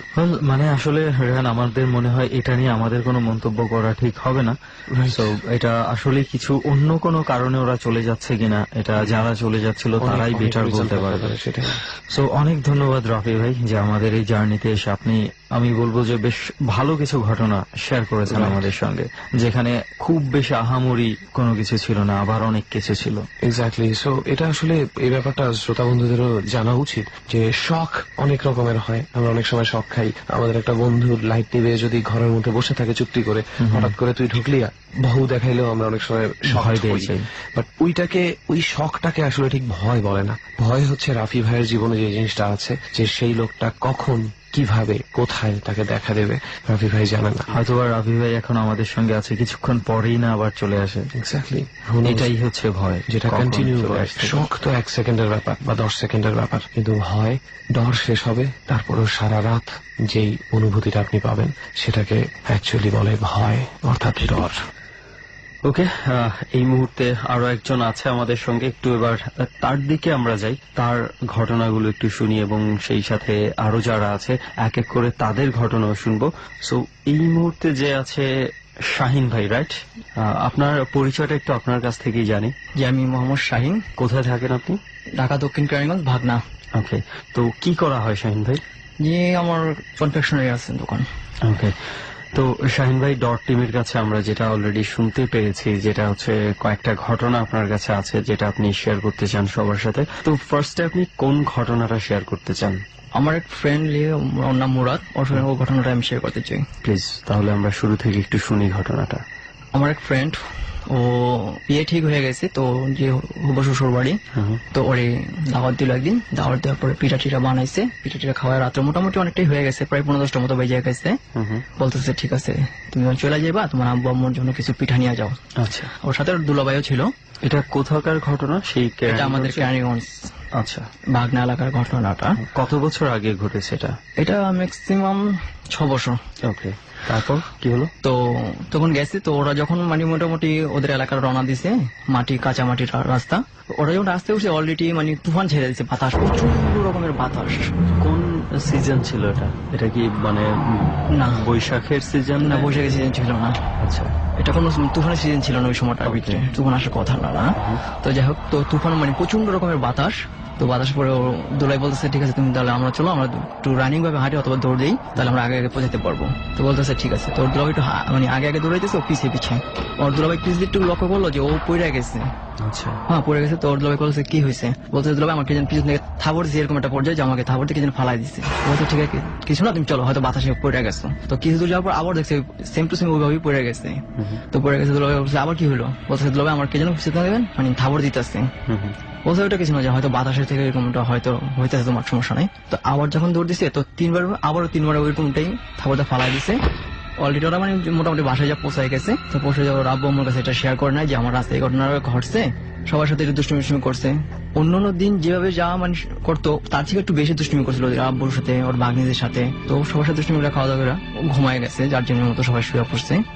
ওর দুলাভাই ও এক রুমে শুয়েছে। ওর দুলাভাই বলছে যে মুরাদ, আমার বন্ধুর নাম মুরাদ ছিল। তো বলতেছে যে মুরাদ একটু সোজা হও, আমার একটু শুইতে কষ্ট হইতেছে। মানে ওনারা দুজন একই রুমে শুয়েছিল। বলতেছে যে মুরাদ একটু সোজা হও, আমার শুইতে কষ্ট হইতেছে। দেখতেছে কোনো মানে সাউন্ড আসতেছে না, সোজা হইতেছে না, কোনো কিছু বলতেছে না। তা আবারও বলতেছে মুরাদ একটু সোজা হও, আমার একটু শুইতে কষ্ট হইতেছে। দেখতেছে যে না, কোনো ইয়া করতেছে না। তো ওর দুলাভাই একটু হাত দেয় মানে লালা দেওয়ার জন্য, মানে হাতটা রাখছে ওর উপরে। তো দেখতেছে শরীরটা অনেকটাই ঠান্ডা, প্রচুর ঠান্ডা। তো দুলাভাই একটু মানে ভয় পেয়ে গেছে যে ব্যাপার, এত ঠান্ডা তো হওয়ার কথা না। মানুষ থেকে উঠে লাইট জ্বালাইছে, লাইট জ্বালায় আসলে হাত দিয়ে ঠান্ডা। তো লাগা দিচ্ছে মুরাদ কি হয়েছে, দেখে মুরাদ আর বেঁচে নাই, মারা গেছে। ওই দিন রাতেই মারা গেছে? জি, ওই দিন রাতে মারা গেছে। মানে তো এটা কিভাবে হয়েছে? এমন হতে পারে ঘুমের মধ্যে হার্ট অ্যাটাক করেছে, না কোনো ধরনের কোনো কিছু? ওর চেহারাটা নীল হয়ে গেছিল, চেহারাটা নীল হয়ে গেছিল, আর মুখ দিয়ে মানে ফেনা জাতীয় কিছু একটা বের হয়ে গেছিল। এবং ওই দিন আমি সকালবেলা যখন শুনছি, মানে আমিও অবাক হয়ে গেছি যে 2 দিন আগে ওর সাথে আমার সাথে কথা হয়েছে। তো একজনের মুখ থেকে শুনলাম, শোনার পর থেকে আমি ওদের বাসায় গেছি, যার পরে বাইরে শোয়া রাখছে, পুরো চেহারাটাই নীল হয়ে গেছে। তাহলে কি মানে আপনারা যেটা মানে গেস করছেন সেটা হচ্ছে ওই যে সে রাতের বেলা যখন ওই ঝড়ের মধ্য দিয়ে আসতেছিল, কিন্তু ওর দুলাভাইয়ের সাথে শেয়ার করছে যে পিছন থেকে কে যেন থাবা মারতেছে ওরে। রাইট, তো ওইটাই হচ্ছে আপনারা রিজন হিসেবে ধরছেন? হ্যাঁ, এবং চেহারাটা নীলবর্ণ হয়ে গেছিল, মুখ দিয়ে একটু ফেনা ফেনার মতো বাইরে গেছে। কোনো মানে পোস্টমর্টেম বা এই ধরনের কোনো কিছু কি করা হয়নি? না, এটা এরকম কিছু হয় নাই। আমি জানি না, এই ঘটনাগুলোতে একটু হলেও মনে হয় ডাক্তারের কাছে নেওয়া দরকার ছিল, যে ডাক্তার কি বলে, যে সিমটমটা কি, কেন হইতে পারে এই মৃত্যুর কারণটা। ওই ক্ষেত্রে আমি একটু বলি, আমি ওই মানে ওর ইয়াটা দেখা, ডেড বডিটা দেখা মানে আমি নিজে সইতে পারি না, যেহেতু আমার ফ্রেন্ড ছিল, খুব ক্লোজ ফ্রেন্ড ছিল, তো নিজের খুব খারাপ লাগছিল। তো আমি ওর বেশিক্ষণ দাঁড়াই না, ওখানে আমি চলে আসি। তো ওরা জানতে পারি না কি হয়েছে, আমাদের বাড়ি থেকে অনেক দূরে ছিল ওদের বাসাটা। তো আমি আর মানে খোঁজ নিয়ে মানে যাইনি, আর খোঁজ নিতে পারিনি যে কি হয়েছিল ওটা। ওকে, মানে কি বলবো, আসলে আপনি যেটা বললেন যে ওইভাবে নিতে পারেননি তার মৃতদেহটা, হ্যাঁ, চেহারাটা, খুব কষ্ট, আমি আর ওদের মৃত বাড়িতে আর যেতে পারি না। আসলে এটা কাছের মানুষদের এভাবে দেখাটা খুবই কষ্টকর এবং এটা নেওয়া যায় না। যেমনটা কিছুদিন আগে আমাদের একটা এরকম এক্সপিরিয়েন্স নিতে হয়েছিল, আমাদেরই মানে সহকর্মী এবং বন্ধু প্রত্যয়ের ক্ষেত্রে ঘটেছিল, মানে খুবই দুঃখজনক ভাবে। যাই হোক, সৃষ্টিকর্তা তাকে নিয়ে গেছেন, প্রত্যয় আমাদেরকে ছেড়ে চলে গেছে। তো প্রত্যয়ের লাশ দেখাটাও ইজি ছিল না আমাদের জন্য। যাই হোক, মানে আমি জানি না হঠাৎ করে ওনার এই ঘটনাটা কেন হয়ে গেছে, এবং যেহেতু আপনি বলছেন যে পুরো মুখের বর্ণ নীল হয়ে গেছে এবং মুখের ফেনা বের হয়ে গেছে, তো হার্ট অ্যাটাক হলে কি মুখের বর্ণ নীল হয়ে যায় কিনা আমি জানি না, যদিও আমার জানা মতে এটা আমাদের এলাকার মুরব্বীরা যারা ছিল ওনারা বলতেছে যদি এটা ওর সাথে এই ঘটনাটা ঘটছে, উনি ওর বাপ মা ওর আব্বু আম্মু যারা ছিল সবাই শেয়ার করতে, হয়তো ওই রাতে যদি হয়তো গরম পানিটা গোসল টোসল করাইতো অথবা ঝাড়ফুঁক করাইতো, হয়তো এটা হয়তো বা বিষয়টা এরকম হতো না। যেই জায়গাটাতে এই ধরনের ঘটনাটা ঘটেছে, মানে ঝড়ের মধ্যে পড়েছে, ওই জায়গাটাতে এই ধরনের আগে থেকেই কোনো ঘটনা কি প্রচলিত আছে? ওই জায়গাটাতে কোনো প্রবলেম হয় বা কিছু হয় বলতে, এটা আমার এলাকার মুখে সুশান্ত, এটা অনেকজনই হয় এরকম ফেস করে ওই জায়গাটাতে। হ্যাঁ হ্যাঁ, যেই জায়গাটাতে ওরা ঝামেলায় পড়েছে। হ্যাঁ, খুব নীরব এলাকা ওই সাইডে, সন্ধ্যার পর আর কি হাঁটাচলা করে না ওরকমটা। ওকে শাহিন ভাই, প্রথম ঘটনা তো আমরা শুনলাম, তো আর কোনো ঘটনা কি আছে আপনি শেয়ার করতে চান? জি জি, আমার নিজের সাথে একটা ঘটে যাওয়া ঘটনা আমি শেয়ার করতে চাই, প্লিজ। তো আমি যে কথাটা শেয়ার করতে চাই সেটা একটা মার্কেট, তো আমি চাইতেছি মার্কেটের নামটা শেয়ার করার জন্য। ওকে, শুধু আমরা এতটুকু কি জানতে পারি মার্কেটটা কোন এলাকাতে? এটা ইসলামপুর। ওকে, ঠিক আছে। তো ওখানে 3 পিস ইয়া করা হয়, স্টেজ লাগানো হয়, তো কারখানা। তো আমার খালদা ভাই যে ওনার দোকান ছিল ওখানে আমি দেখাশোনা করতাম, তো আমি বেশিরভাগ নাইট করতাম, নাইটে কামটা বেশি চলতো আমাদের। তো পুরো মার্কেটে আমাদের দিনে কারেন্ট থাকতো না, বিধায় আমরা রাত্রে ইয়াটা করে কামটা উঠে ফেলাইতাম। তো এরকম নাইট চলাকালীন আমি একদিন রাত্রে মানে ফ্রেশ হওয়ার জন্য টয়লেটে যাবো, তো আমি একাই চলে গেছি, তখন রাত্রে 1:45 মতো বাজে। তাই ওই দিন আমি যখন ফ্রেশ হওয়ার জন্য রুম মানে টয়লেটের মানে ভিতরে যে পাড়া দেবো, একটা পা দিছি, অলরেডি মানে একটা গেট এত জোরে সোরে মানে লাগছে, মানে মনে হয় যে কেউ জিদ করে লাগাইছে, মানে ঢাকা দিলে জীবন জিদ করে ঢাকা দিলে শব্দটা হয় না, ওরকম করে একটা শব্দ মানে পাইলাম। তো আমি তারপর ভয় পাইনি নিজে থেকে, আমি ভিতরে ঢুকছি, ঢোকার পরে দেখি একটা কালো বিড়াল বসে রয়েছে। মানে তখন আমি মানে একটা ভয়ের মতো না যে না এটা কি হইতেই পারে, তো আমি বিড়ালটাকে মানে বাইর করে দিচ্ছি। আচ্ছা, বাইর করেছি, তো আমি অলরেডি টয়লেটে মানে ঢুকছি ফ্রেশ হওয়ার জন্য। তো টয়লেটে ঢোকার পরে মানে আমি যখন বসলাম, মানে আশ্চর্যজনক, আমি এখনো মাঝে মধ্যে চিন্তা করি আমার শরীরের লোম দাঁড়ায় যায়। আমি যখন ভিতরে বসলাম অলরেডি কলতে পানি পড়তেছে।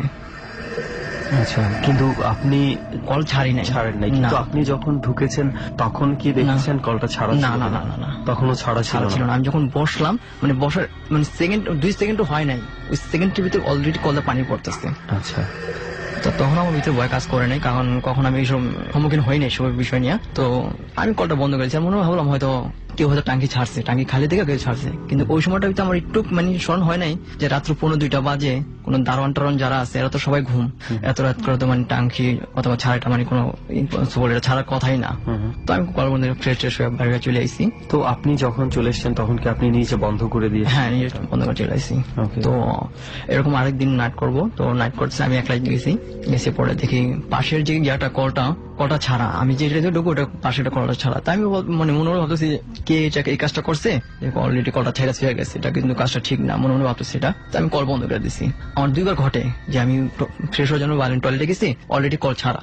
আমি 2 দিন বন্ধ করছি, 3 দিন কাল আমি মানে বন্ধ করি নাই, আমি নিজে থেকে ভয় পেয়ে গেছি যে না এটা তো অন্য কিছু, যেহেতু কল ছাড়া এটা তো মানে হয়তো 1-2 দিন হইতে পারে, ভুলে কেউ ছেড়ে দিতে পারে, কিন্তু 3 দিন তো হইব না। 3 দিন কাল আমি কলটা আমি আর বন্ধ করি নাই, আমি ভয় পেয়ে চলে আসছি। তারপরের দিন আমার পাশে যে ছিল একজন দোকান মালিক, তো ওনার সাথে আমি শেয়ার করি জিনিসটা যে ভাই আমার সাথে এরকম রাত্রে ঘটছে। তো উনিও বলতেছে যে ভাই আমি তো কারোর ভয়ে বলি নাই, আমার সাথে এরকম ঘটনা ঘটছে। আচ্ছা, দেখি আমি ওই যে কল মানে আমি টয়লেটে ঢুকলে ঢুকার পর থেকে কল পানি পড়ে, এরকম আমি ঢুকলে দেখি না, কিন্তু অলরেডি মানে পাশের রুম থেকে পানি পড়তেছে। তো উনি ওরা কি কথা বলছে, তো বলছে যে আমিও কাউকে ভয় বলি না এই কথাগুলো। তাই আমি কারোর কাছে শেয়ার করি না, কারণ ওখানে অনেকজনই মানে কাজ করে যে রাতে হয়তো ভয় পাইবো। তো ওখানে আরেকটা ঘটনা আমার, ওখানে 4টা মানে টয়লেট, তো লাস্ট কোনার যে টয়লেটটা আছে ওটা হলো পরিত্যক্ত, ওটা মানে ময়লা ভিতরে ভরে গেছে, তো পরিত্যক্ত টয়লেটটা। আচ্ছা, তো ওই পাশেই মানে যারা চাকরি করে তো ওরাও জুটা ভাতটাত আছে না, মানে ওখানে পাড়ায় টয়লেটের পাশে। তো এমনিও সবার মুখ থেকে শুনছি যে ওই জায়গাটা নাকি একটু খারাপ টাইপের, মানে ভালো না। তো পরিত্যক্ত যে টয়লেটটা ছিল তো ওইটা মানে কেউ ইউজ করে না, যেহেতু পরিত্যক্ত বাড়িতে লক করে রাখছে 4 নাম্বার যেটা লাস্ট কোনারে। তো আমি যখন ফ্রেশ হওয়ার জন্য দাঁড়াইছি তো অলরেডি ভিতর থেকে কে যেন একটা আঁচড় কাটতেছে কাঠে। মানে কেউ যদি কাঠের মধ্যে হ্যাঁ, বড় Scratch করে। স্ক্র্যাচ বড় বড় মানে ওই ধরনের আকারের, শব্দ হ্যাঁ, পাচ্ছেন আপনি? খুব বড় বড় আকারের, মানে দরজাগুলো ছিল কাঠের। হ্যাঁ, স্ক্র্যাচটা মানে খুব বড় ধরনের। তো আমি সেদিন মানে কিছুটা মানে ভয় পাই, আমি তাড়াতাড়ি করে বাইরে গেছি। তো সেই ঘটনা আমি অলরেডি ভুলেই গেছিলাম। তো তার 2-3 দিন পর আবার মানে এরকম গেছি, ভিতরকে যেন পায়চারা করতেছে একটা, এরকম হাঁটাহাঁটি করলে যেরকম কি হয় না শব্দ। তো সেদিন আমি প্রচন্ড রকম ভয় পেয়ে গেছিলাম, মানে চিখুদার মতো মানে ভয় পেয়ে গেছিলাম। কিন্তু চিকে দিলে হয়তো মানে কেউ শুনতে পাইতো না ওখানে। মানে আমি যখন দাঁড়াইছি কেউ হয়তো মানে গেটটা মানে খোলার চেষ্টা করতেছে ভিতর থেকে, মানে বাইরে এরকম একটা মানে ইয়াও করতেছে। তো আমি তারপর একটু দাঁড়াইছি যে না দেখি ঘটনাটা কি ঘটে, না দেখতেছি যে না ভিতরে তারপরও মানে শব্দ। আমি প্রথম আমার যখন কানে শব্দটা আসে তখন ভাবছিলাম হয়তো না এটা ভুল, হয়তো নাইট করতেছি ঘুম থেকে, মানে এরকমটা হইতে পারে। ক্লিয়ার হওয়ার জন্য যে না দেখি হয়তো কেউ এই মাত্র দরজাটা খুলবো, এরকম একটা মানে পজিশন মানে বুঝতে পারছি না, হয়তো কি এই মাত্র দরজাটা খুলবো, এরকম ভয় পাইছি। আমি ফ্রেশ না হয়ে ওই মুহূর্তে আমি ওখান থেকে চলে পড়ছি। তার কিছুদিন পরে আমি ওখান থেকে চাকরি ছেড়ে দিচ্ছি। ওকে, আপনার একটা লজিক আমার ভালো লেগেছে, যেটা আপনি বলেছেন রাতের বেলা কাজ করছেন বলে ঘুমের মধ্যে আপনার হ্যালুসিনেশন বা এই ধরনের কিছু একটা হতে পারে। টোটালি কনসেন্ট্রেট করে দেখেছেন যে বিষয়টা আসলেই উইয়ার্ড কিছু একটা, এবং আপনি একটা সময় সেখান থেকে চাকরি ছেড়ে দিয়েছেন। ডর মানে ভয়, হন্টেড বাই প্রাণ মিস্টার ম্যাঙ্গো ক্যান্ডি।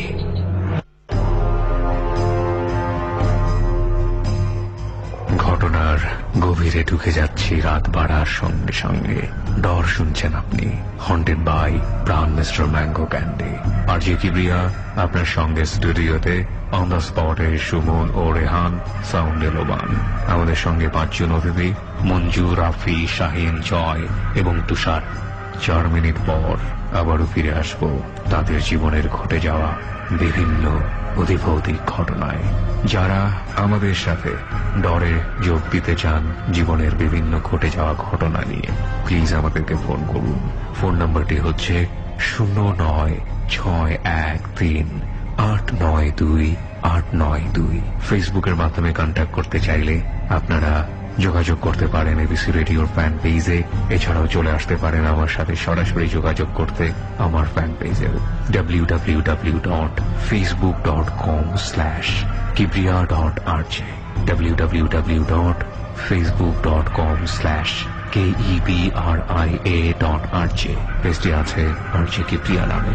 ফিরে আসছি ঠিক 4 মিনিট পর। ডর FM 89.2 কাঁচা খেয়ে ফেলার ভয়াবহ স্বাদ নিয়ে প্রাণ মিস্টার ম্যাঙ্গো ক্যান্ডি এখন ডরের সাথে। ডরের মুহূর্তগুলো আরো বেশি কাঁচা এবং টাটকা করতে সাথে রাখো প্রাণ মিস্টার ম্যাঙ্গো ক্যান্ডি, কারণ ডর মানে ভয় আর ক্যান্ডি মানেই প্রাণ মিস্টার ম্যাঙ্গো ক্যান্ডি।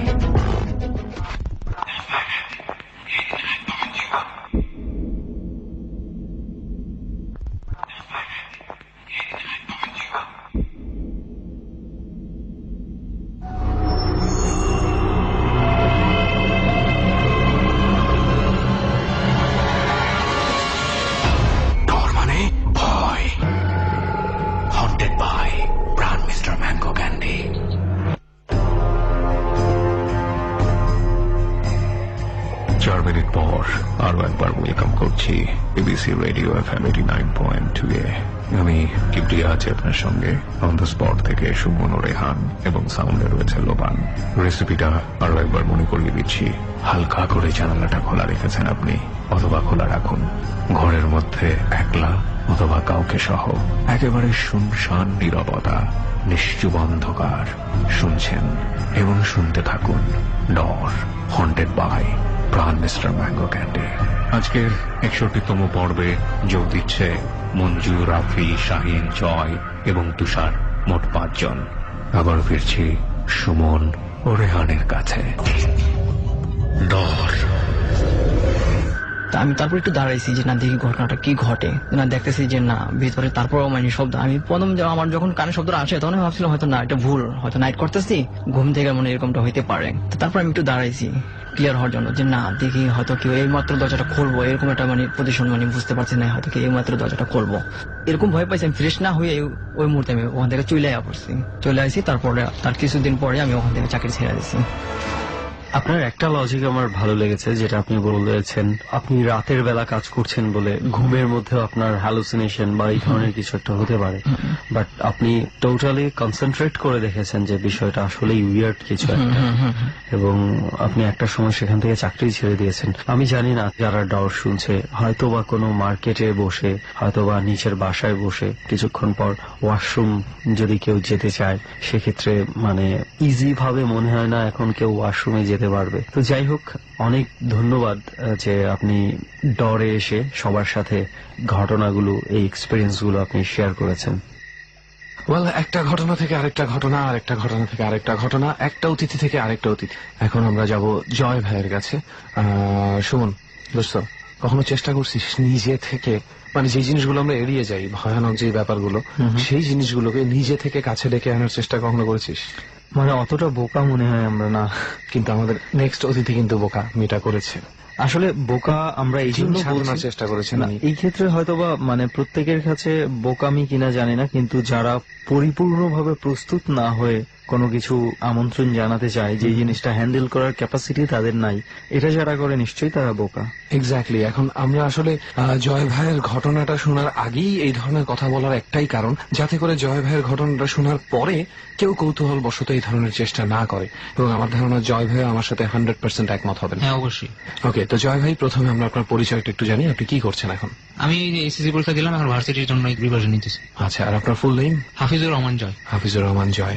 তো আমি যতটুকু ডট টিমের কাছে শুনেছি যে আপনি এই ধরনের একটা সাধনার চেষ্টা করেছিলেন। জি ভাই। এবং সেটা আপনার নিজের রুমে একা, রাইট? এবং কিছু ঘটনা সেই পরিপ্রেক্ষিতে ঘটে। জি ভাই। সো আমরা এই পুরো ঘটনাটা একটু শুরু থেকে শুনি, যে কিভাবে আপনি কিভাবে এটা করেছিলেন। মানে আমি যখন এসএসসি পরীক্ষা শেষ করলাম, তো শেষ করার পর আমার এটা কৌতূহল বশত আগে ছিল, অনেক আগে থেকেই, কিন্তু সময় না পাওয়ার কারণে আমি এটা এখন মানে তখন করছি। তো করার সময় অনেকের কাছে গেছি, অনেক হুজুরের কাছে গেছি, কিন্তু হুজুরের সাপোর্ট করেনি কখনই। তারা সব অবশ্যই বলছে এটা তোমার বোকামি, তুমি সবসময় এটা ভুল কাজ করতেছো, এটা একটা বাজে ডিসিশন। আচ্ছা। তো পরে আমি মানে অনেক অনুরোধ করছি, তারপরে এক হুজুর পাওয়া গেছে। পরে হুজুর আমাকে বললো যে তুমি এটা করতেছো, তো তোমার কিছু লাগবে, মানে সাইন লাগবে যে তুমি এটা করবা, তোমার মানে এখানে হবে কিনা। তো এর জন্য আমার মানে একটা ঘটনা জানতে চাইছিল। পরে আমি তাকে বললাম যে সাইন লাগবে বলতে, আমি আসলে আমার শ্রোতা বন্ধুদেরকে একটু বুঝিয়ে বলি। সাইন লাগবে বলতে উনি চাচ্ছিলেন, সেই হুজুরটা যে আপনাকে বলেছে যে আপনি যাদের সাথে কানেক্ট করার চেষ্টা করছেন তাদের তরফ থেকেও কোন রকম কোন সাইন সিগনেচার তারা দিচ্ছে কিনা, তাই তো? জি। ওকে। একদিন আমি মাগরিব নামাজ পড়ে আসতেছি, তো ওই টাইমে মানে মাগরিব নামাজ পড়ার শেষ মানে রাস্তার মধ্যে আমার গেটের সামনে দেখলাম যে একটা কারো পিলার অনেক অত্যন্ত রকমের ভয়ানক। তো হঠাৎ আমি ওটাকে এড়িয়ে যেতে গেছি, কিন্তু ওটা সাডেনলি একটা লাভ দেওয়ার পরে আমার পায়ের কাছে, কিন্তু ওটা আমার কোনো টাচ লাগে না, কিন্তু আমি মানে হাওয়ার মধ্যে মানে উঠেছে এরকম, মানে অনেক উপরে ঠাস করে পড়ে যাওয়ার কারণে আমার পাটা একটু মস্কায় যায়। তো এখানে প্রচন্ড একটা ব্যথা পাই, মানে অনেক একটা ব্যথা পাই, কিন্তু রুমে যাওয়ার সাথে সাথে মানে একটু বসলাম চেয়ারে, শেষ, ব্যথাটা নাই। তো এই কথা বলার পর সে বললো যে তাহলে তোমাদের মানে একটা দেওয়া যায়, একটা আমল দেওয়া যায়, ওখানে দুইটা আমল আছে, একটা হলো বদ জিনের আর একটা হলো ভালো দিনের। তো উনি আমার বললো তুমি কোনটা চাও? বললাম যে হ্যাঁ আমি তো ভালো জিন চাই, বদ জিন দিয়ে কি করবো? পরে বললো যে আচ্ছা ঠিক আছে, তাহলে একটা আমল আছে 3 দিনের আমল শুরু করবো, মঙ্গলবার থেকে তোমার বৃহস্পতিবার শেষ হয়ে যাবে। আচ্ছা। তো আমি প্রথম দিন ওই আমলটা মানে পড়লাম, অনেক 1000 বার মতো মনে পড়তে হয়। তো ওটা করলাম, পড়তে মানে অনেক কিছু লাগে, কিছু মানে সবকিছু নিলাম, নিয়ে পরে শুরু করছি 1:30টার দিকে মনে হয়। আচ্ছা, কি লাগে না লাগে সুমন, এই জিনিসটা কি আমাদের এক্সপোজ করা উচিত? না, কি লাগে না লাগে এটা জানতে ইচ্ছে করছে। না, আমারও খুব জানতে ইচ্ছে করছিল, কিন্তু মানে আমরা যেহেতু একটা ন্যাশনাল মিডিয়াতে আমরা আলাপ করছি এবং এই ধরনের কিউরিওসিটি গুলা অনেকের মাঝেই আছে, সো আমরা চাচ্ছি না যে এই জয় ভাইয়ের কাছ থেকে ডিটেলস শুনে আবার কেউ জয় ভাইয়ের মতো সেম ঘটনার সম্মুখীন হোক। সেই জন্য আমাদের কিউরিওসিটিটা আপাতত আমরা স্টপ রাখছি এবং আমরা জানি যে অনেকের মাঝেই প্রশ্ন যাচ্ছে যে উনি কি আমল করেছে, কিভাবে করেছে। মানে ডিউরিং দ্য আমরা অন্য একটা সময় হলো আমরা জেনে নেব, তবে আপাতত আমরা এটা শেয়ার করতে পারছি না, এটা অ্যাজ এ ন্যাশনাল মিডিয়াতে আমরা এটা শুনছি।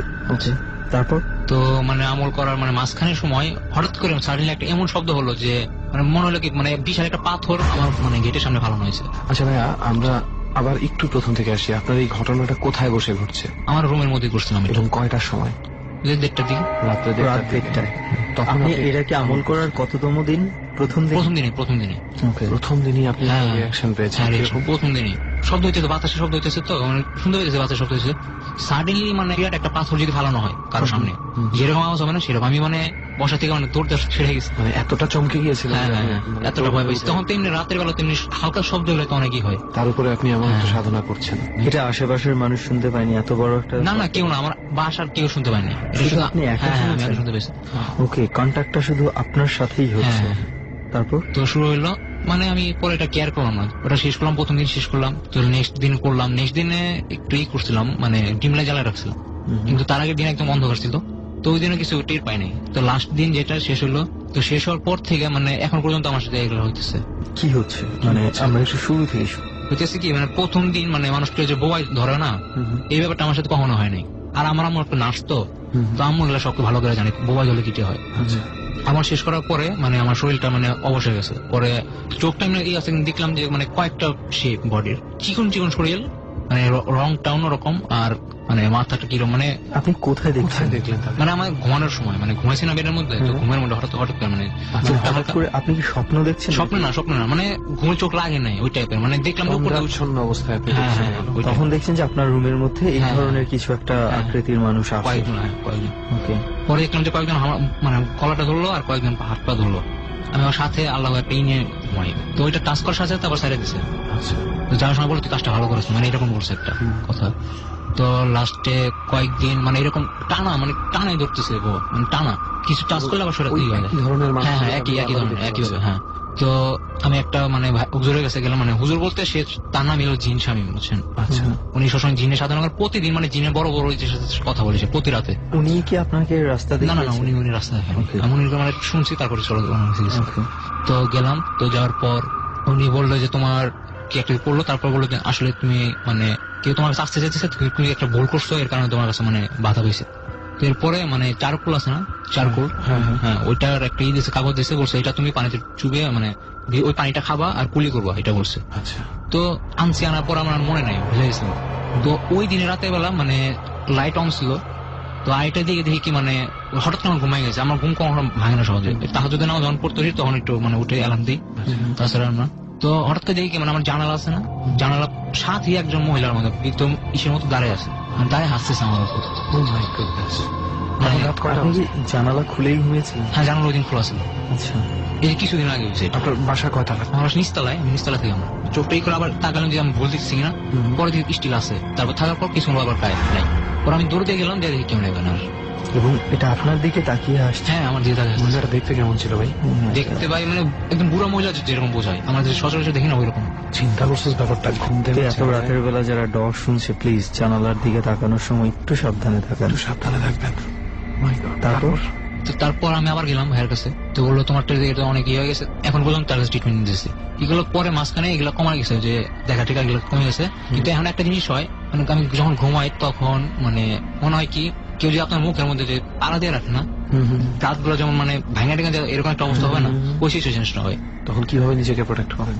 প্রোটেক্ট করে কি তখন আমি কিছুই পাই না, ভাষা পাই না, মানে ভিতর থেকে যদি কিছু সুরা টুরা পাই না তাহলে হঠাৎ করে ছেড়ে দেয়, প্রচন্ড রকম ব্যথা হয়, মনে হয় দাঁতগুলো পুরো ভেঙে যেতেছে এরকম। আপনি কি এই ব্যাপারে কখনো কোনো ডাক্তার দেখিয়েছেন?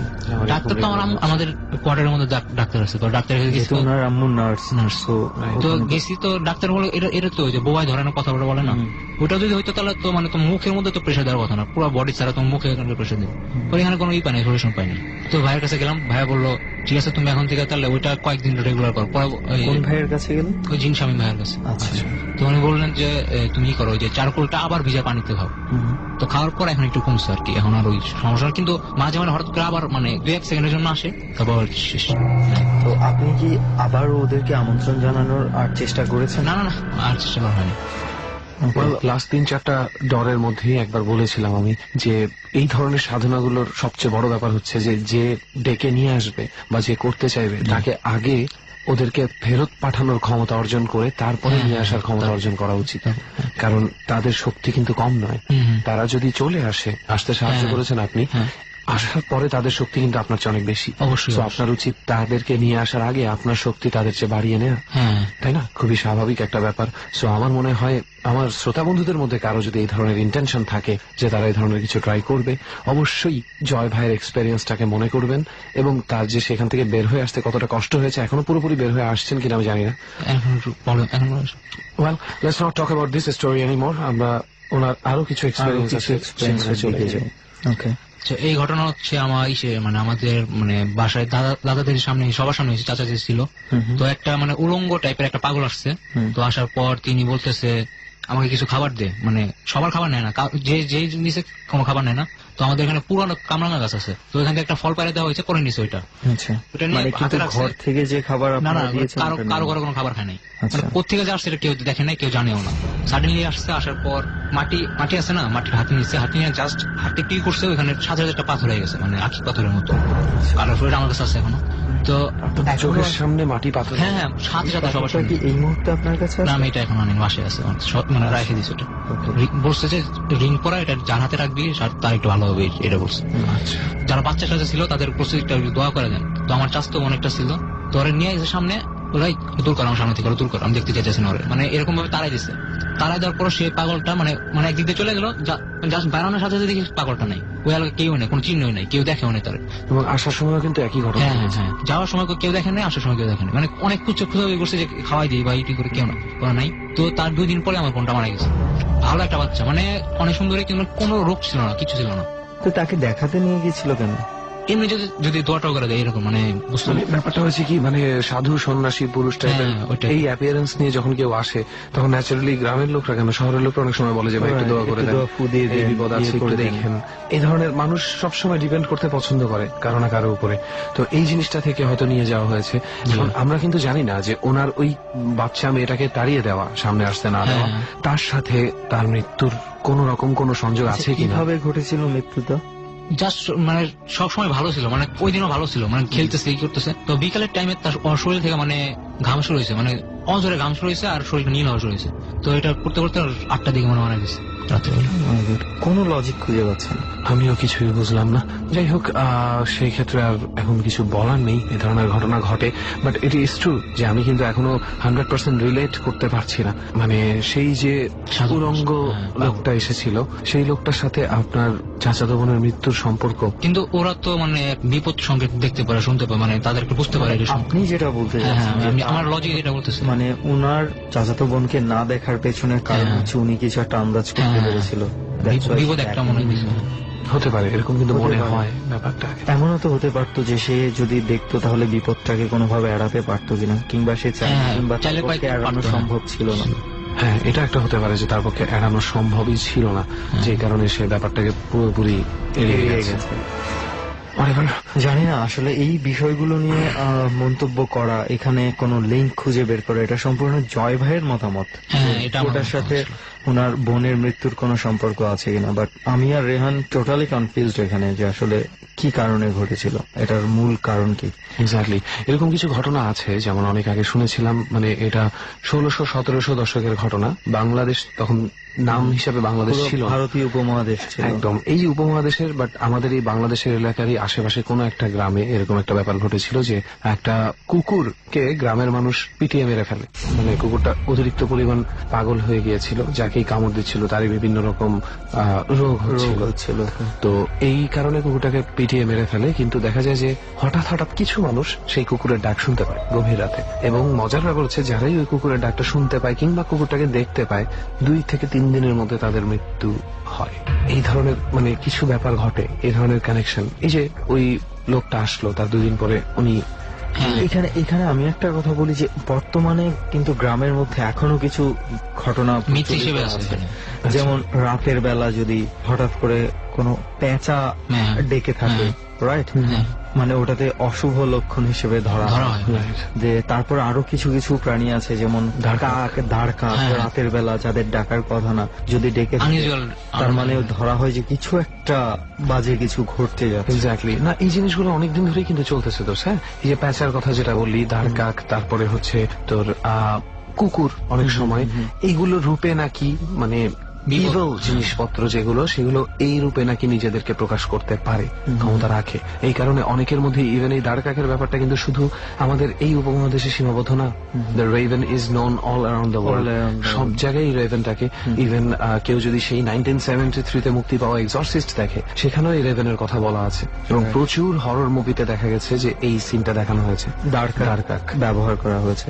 তো কিছু না কিছু একটা ঘটনা তো আছেই। Something এবং happens. এখানে আমি একটা বলে থাকি যে হিন্দু ধর্মে একটা বিষয় আছে। হিন্দু ধর্মে অনেক সময় কেউ মৃত্যুর পর কাককে, বিশেষ করে দাঁড় কাককে খেতে দেওয়া হয় দুপুরের একটা সময়ে।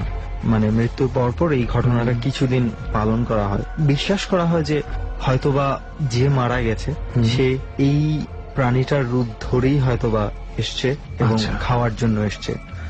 এখানেও কিন্তু এটার একটা কানেকশন আছে, অনেক বড় একটা কানেকশন আছে। আমি জানি না আসলে বিষয়টা কি, তো ব্যাপারটা আসলে আমরা কেউই ক্লিয়ারলি জানি না। বাট যেই প্রথা বা যেই সিস্টেম বা যেই কথাগুলো রুমার হোক, গুজব হিসাবেও যদি ছড়িয়ে যায় হাজার হাজার বছর ধরে বা শ শ বছর ধরে, ওগুলো কিন্তু কোনো না কোনো একটা কারণ থাকে দোষ। কোথাও না কোথাও থেকে ওটা একটা মোটিভ পরবর্তীতে হলেও পাওয়া যায়। আমরা যে ছোটবেলা থেকে শুনি যে এই এটা খেও না, দাদি নানি মানা করছে, তাহলে এটা হবে। হ্যাঁ, ওগুলো কিন্তু পরে আমরা সায়েন্টিফিক ভাবে লজিক খুঁজে পাই। রাইট, সায়েন্টিফিক ভাবে এমন অনেক কিছু আছে যে এটা খুব শত শত বছর ধরে মানুষ পালন করে আসছে, কিন্তু হয়তো ওনারা ওইভাবে ব্যাখ্যাটা জানে না, এক্স্যাক্টলি, কিন্তু করে আসছে। যাই হোক, আমরা জানি না এই ধরনের কোন সায়েন্স সিগনেচারের কথাই হয়তো আপনাকে সেই হুজুর বলেছিল, যে এই ধরনের, যেমন আপনার কাছে বেড়াল, হয়তো বা বেড়ালের রূপে আপনি বলার সময় বলেননি, কিন্তু ডট টিমের কাছে আপনি বোধহয় বলেছেন যে বেড়ালটা সাধারণ বেড়ালের মতন ছিল না, তার ভয়ঙ্কর চোখগুলো ভয়ঙ্কর ছিল এবং দেখতে ভয় লাগে এমন একটা বেড়াল ছিল। সো অনেক রূপেই অনেক কিছু ঘটতে পারে, উই আর নট শিওর। যাই হোক জয় ভাই, এছাড়া আর কোনো এক্সপেরিয়েন্স আপনার বা অন্য কারো যেটা আপনি জানেন?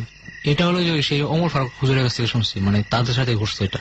আচ্ছা, এটা এরকম যে তার দাদা ছিল হলো একটা তাদের গ্রামের মধ্যে মোড়ল টাইপের, সে বিচার টিচার করতো, সালিশ করতো, কিন্তু সে কখনো কারো ভয় পাইতো না, কোনো কিছুর ভয় পাইতো না। তো তিনি একদিন তার ওয়াইফ কিনে যেতেছে রাস্তার মধ্যে, তো রাত তখন মনে হয় 11টার উপরে বাজে। তো ওই টাইমে তো নীরব হয়ে যায়, তখন অনেক আগে ছিল। তো ওই টাইমে দেখতেছি দুইটা সাপ, বিশাল আর কি দুইটা সাপ দেখলে আপনি মনে হয় যে এটা কোনো নর্মাল সাপ না, মানে মনিটরিং টাইপের কি জ্বলতেছিল ওই টাইপের। তো তার ওয়াইফ বলছে যে এটা আসলে তো মারো না, মানে কিছু করো না এগুলো। আচ্ছা, তিনি তারপর হাতের কাছে একটা বাঁশ পাইছে, ওই বাঁশ দিয়ে একটা বাড়ি মারছে, মানে অনেক জোরে। তো কয়েকটা বাড়ি মারার পর একটা মানে রক্ত বের হয়েছে আর মারা গেছে ওটার সাথে, মানে আরেকজন পলাই গেছে, পালিয়ে টালে গেছে। তো তিনি জাস্ট বাসায় ঢুকছে, ঢোকার পর জাস্ট এইভাবে বসছে, আমি যেখানে পিছনে বসে আসছি বসছে, সাথে সাথে তার শরীরটা কালো হয়ে গেছে আর প্রচন্ড, যে সাপ মেরেছে, হ্যাঁ ওই দাদাটা, তো কালো হয়ে গেছে আর তার শরীরটা মানে একটা নীল বর্ণ বা কালো টাইপের একটা বর্ণ হয়ে গেছে, আর পেটে আমার প্রচন্ড ব্যথা হয়েছে। তো সাথে সাথে সে রাতের বেলা ওই 2 ঘন্টা মনে বাইচে ছিল, তারপরে মারা গেছে। তো তারপরে কিছুদিন পর মানে হঠাৎ করে মানে যে তাদের রুমটা ছিল না, হঠাৎ করে উপর থেকে আগুন ধরা শুরু হয়েছে, মানে ওখানে ইলেকট্রিসিটি তখন কিছু ছিল না, মানে আগুন ধরার কোনো ই নাই, হঠাৎ করে আগুন ধরা, মানে রুমটা দিনের বেলা না রাতের বেলা? দিনের বেলা। আচ্ছা, মানে সবাই দেখছে এটা, মানে জিনিসে তো মানে পানি দিলে আরো বেশি করে বাড়ে আগুন, পানি দিলে তো নিবার কথা, কিন্তু নিবে না, মানে বাড়তে পুরো রুমটা পুড়ে গেছে। তো তারপরে তাদের ওই যে বছরটায় সে মারা গেছে দুটো, ওই প্রতি বছরে ওদের তার মানে তার 3টা সন্তান ছিল, যে হুজুর, তার বাবা, তার আগে 2জন ভাই ছিল। প্রথম ভাইটা ওই সেম দিনে ওই সেম টাইমে মারা গেছে, হঠাৎ করে মানে মুখ দিয়ে রক্ত বেরিয়েছে, কালো রক্ত টাইপের, সাথে সাথে ওখানে মারা গেছে। তো তারা বুঝতে পারছে মানে এটা একটা স্বাভাবিক ঘটনা না, মানে এরকম। তারপরে বছর আবার একই টাইমে ওই দ্বিতীয় ভাইটা মারা গেছে, মানে শুধু ছেলেরা মারা যেতেছে। তো সিরিয়ালি তার বাবার সময় আসছে এখন। তো এর আগে ওই হুজুর যে মানে একজনের সাথে কথা হয়েছে যে আমি ওই জিনটাকে হাজির করবো, যে যারা মারছে যার বোর্ডটাকে, ওই জিনটাকে হাজির করার পর ওই জিনটা বলতেছে আমরা রাস্তায় যাই। ওটা বুঝলো কিভাবে যে ওটা জিন ছিল? ওটা সাপ ছিল না জিন ছিল? সাপের সাইজটা তো অন্যরকম, আর ওই মানে নর্মাল একটা সাপ সে যেভাবে যাবে, ওই জিনরা মানে হাওয়ার মধ্যে বাঁচতেছিল, মানে ওই সাপগুলো। আচ্ছা আচ্ছা, তো বুঝতে পারছে যে এটা আসলে কোনো নর্মাল সাপ না, এটা কোনো অন্য কিছু। ডর মানে ভয়, haunted by brand mister mango candy. তো বুঝতে পারছে যে এটা আসলে কোনো নর্মাল সাপ না, এটা কোনো অন্য কিছু। পরে মানে একজন যে জিন সাধন করে ওইখানকার, তো উনি বাসায় আসে, আসার পর বাসা চেক করে যে এখানে কিছু একটা অভিশাপ আছে, মানে এরকম প্রতিশোধমূলক কিছু একটা আছে। তো আসার পর সে বসে রাতের বেলা ওই জিনটা হাজির করে যে যারাই তাদের ক্ষতি করতেছে। পরে জিনটা আসে, আমি আমার মানে ওয়াইফের সাথে যাইতেছিল রাস্তার মধ্যে, উনি দেখা মানে ওয়াইফটাকে বাড়ি মারার পর ওয়াইফটা মারা যায় ওখানে। তো এর কারণে সে মানে প্রতিজ্ঞা করে যে এখানে কাউকে বাঁচতে দেওয়া হবে না, ওদের পরিবার পুরো নির্বংশ করে দেওয়া হবে। তাই আমি প্রতি বছরই যে একজন এরকম করে মারি। তো এখন নেক্সট রিয়াল তো ওর বাবার আছে, পরে ওনার মাপ চাপ চায় অনেক যে মাফ করে দেন, ভুল তো হয়ে গেছে, আমরা তো আর কিছু করি না, সে দাঁত করে গেছে। পরে উনি তাও নাসর বন্ধ আছে না মাফ করা হবো না, কারণ আমি আমার ওয়াইফ হারাইছি। পরে তারপরে মানে অনেক বলা টলা করে সে মানে ওয়াদা করে গেছে যে কোনো কিছু করবে না, ক্ষতি করবে না। কিন্তু জিনদের একটা স্বভাব হলো ওরা সুন্দর করে অনেক মিথ্যা কথা বলে ওরা। তো এটা করার পর ওরা মানে স্বাভাবিক ভাবেই করতেছে, কোনো প্রোটেকশন দেয় নাই, কোনো বাড়িটা বন্ধ করা হয়নি, কিছু করে নাই। তো তারপরে বছর আবার মানে তার বাবাটা মারা গেছে ওই একই ভাবে, ওই একই সময়, হ্যাঁ একই সময় একই টাইমে। তো এটা কি হলো, পরে আবার ডাকা হয়েছে ওই হুজুরের। হুজুর পরে জিনটা নিছে, নেওয়ার পরে জিনটা বলতেছে আমি তো বলছিলাম আমি তো তোমাদের ওয়াদা করে গেছি, কিন্তু তোমরা তো কোনো প্রোটেকশন দেয় না বাসার মধ্যে, তোমাদের প্রোটেকশন দেয়, আমি সুযোগ পাইছি আমি মারা ফেলেছি, মানে তোমাদের কিছু একটা ভুল হয়েছিল ওই টাইমে মারা ফেলেছি। তো তারপরে ওই হুজুরের উপর এফেক্ট আসছে। হুজুর আবার হুজুরের সাথে একটা জিন আসছে, তো ওই জিনটার কারণে সে কিছু করতে পারে না ডাইরেক্টলি, মানে মারতে পারে না, কিছু করতে পারে না, মানে ওই জিনটা তারা চেক করে। তো সে আবার ডাকছে যে ওই হুজুরের মানে কুয়েতে যাওয়ার জন্য, মানে অনেক 5 বছর ধরে কুয়েতে, মানে কুয়েতে সবকিছু ঠিক হয়ে যায় কিন্তু সে কুয়েতে যেতে পারে না, একটা না একটা মানে ঝামেলা এসে পড়ে তখন।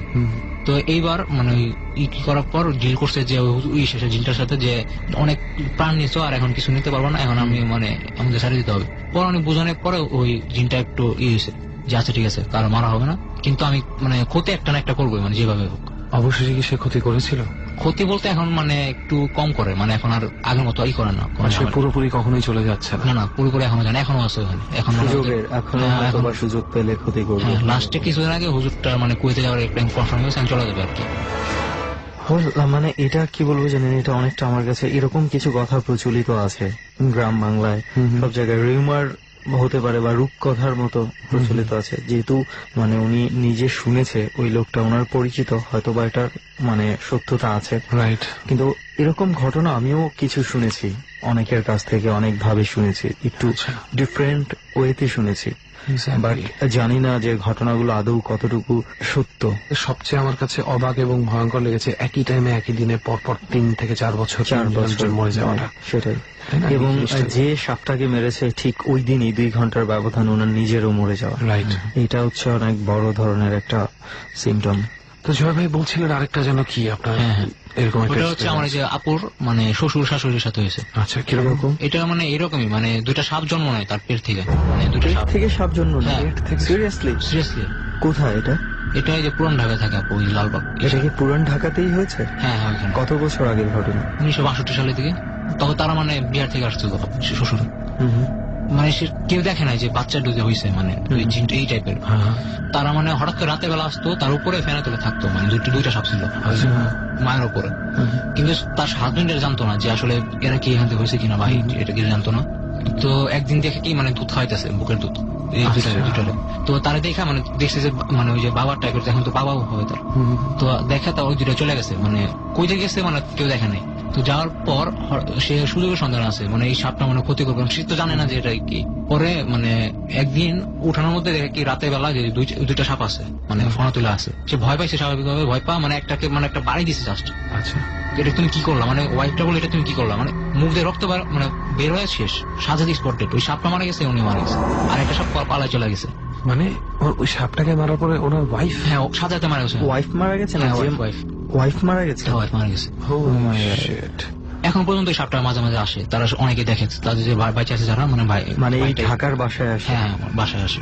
এটা পুরান ঢাকার কোথায়? পুরান ঢাকায় যে আজিমপুর আছে না, ওই বিডিআর 1 নম্বর ওইদিকে কনকটলি। আজকে মানে আজকের ডরে আমরা এমন একটা ঘটনা শুনলাম একটু আগে জয় ভাইয়ের কাছে। এই ধরনের ঘটনা, এই ধরনের মিথ, এই ধরনের কথা আমরা অনেক সময় অনেক জায়গায় দেখি। হঠাৎ করে হয়তো আপনারা ফেসবুকে দেখবেন এখানে এরকম কুকুর জন্ম দিয়েছে কেউ, বা এখানে এরকম কেউ এই ধরনের 3 মাথাওয়ালা একটা বাচ্চা জন্ম দিয়েছে। আমি চাচ্ছি না যে আমাদের ডরের কোনো গল্পকে এই ধরনের গল্প ভেবে আপনারা এড়িয়ে যান। যেহেতু এটা জয় ভাই আমাদেরকে বলেছে, আমরা জানি না এটা সত্যতা কতটুকু, বাট উনি যতটুকু বলেছে ওনার জানার ক্ষমতা থেকে ততটুকু আমাদের কাছে মিথ্যে মনে হয়নি। তারপরেও তো আমরা মানে শতভাগ নিশ্চিত হয়ে বলতে পারবো না, সম্পূর্ণ আমরা জয় ভাইয়ের উপর বিশ্বাস করেই এটা শুনিয়েছি আপনাদেরকে। এক্সপিরিয়েন্সটা উনি আমাদের সাথে শেয়ার করেছেন এবং বিশ্বাসটা অফকোর্স ডিপেন্ড করে আপনাদের উপর কতটুকু, মানে রেহান যেটা বলেছে যে এটা মিথের মতো অনেকেই অনেক ভাবে হয়তো বা শুনেছেন, তবে আমার মনে হয় কোনো না কোনো একটা ঘটনা তো হয়তো ঘটেছে অবশ্যই, যেটা থেকে এইভাবে ডালপালা ছড়িয়ে অনেকগুলো ঘটনার জন্ম হয়ে গেছে। তো যাই হোক জয় ভাই, অনেক ধন্যবাদ যে আপনার বেশ কিছু এক্সপিরিয়েন্স শেয়ার করেছেন আমাদের সঙ্গে, এবং আশা করি বিশেষ করে প্রথম এক্সপিরিয়েন্স যেটা শেয়ার করেছেন এটা থেকে আজকে ডর যারা শুনবে বা শুনছে শিক্ষা নিবে। অবশ্যই এটা আমার ভুল ডিসিশন ছিল, আমি নিজে বলতেছি এটা। আপনাকে স্পেশাল থ্যাঙ্কস। আপনি অনেকবার বলেছেন যে আপনার ভুল ডিসিশন ছিল, এতটুকু অবশ্যই আপনি ম্যাচিওরড, এতটুকু অবশ্যই আপনি বুঝতে পেরেছেন যে এটা আপনার ভুল ডিসিশন ছিল। অনেকেরই থাকে কিউরিওসিটিটা, কিন্তু এটা ঠিক না। অনেক মানে একটা ভুল, মানে আমি তারপর অনেক ঘাটাঘাটি করছি জিনদের সম্পর্কে, ওরা জানছি।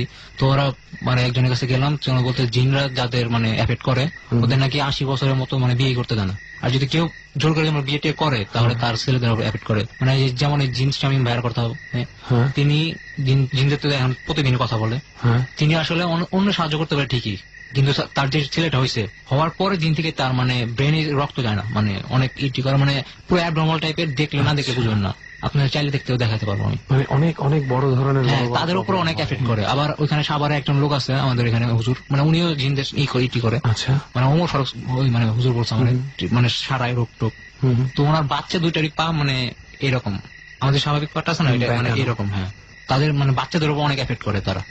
লিসনার্স, আপনারা নিশ্চয়ই শুনতে পাচ্ছেন যে এই ধরনের সাধনার অ্যাকচুয়াল আলটিমেট অবস্থানটা কোথায় যায়। এভাবে তন্ত্র সাধনার ব্যাপারটা নিয়ে আমি আর সুমন অনেকবার বলেছি অনেকেই, যে কারোই কিন্তু শেষটা সুন্দর হয় না।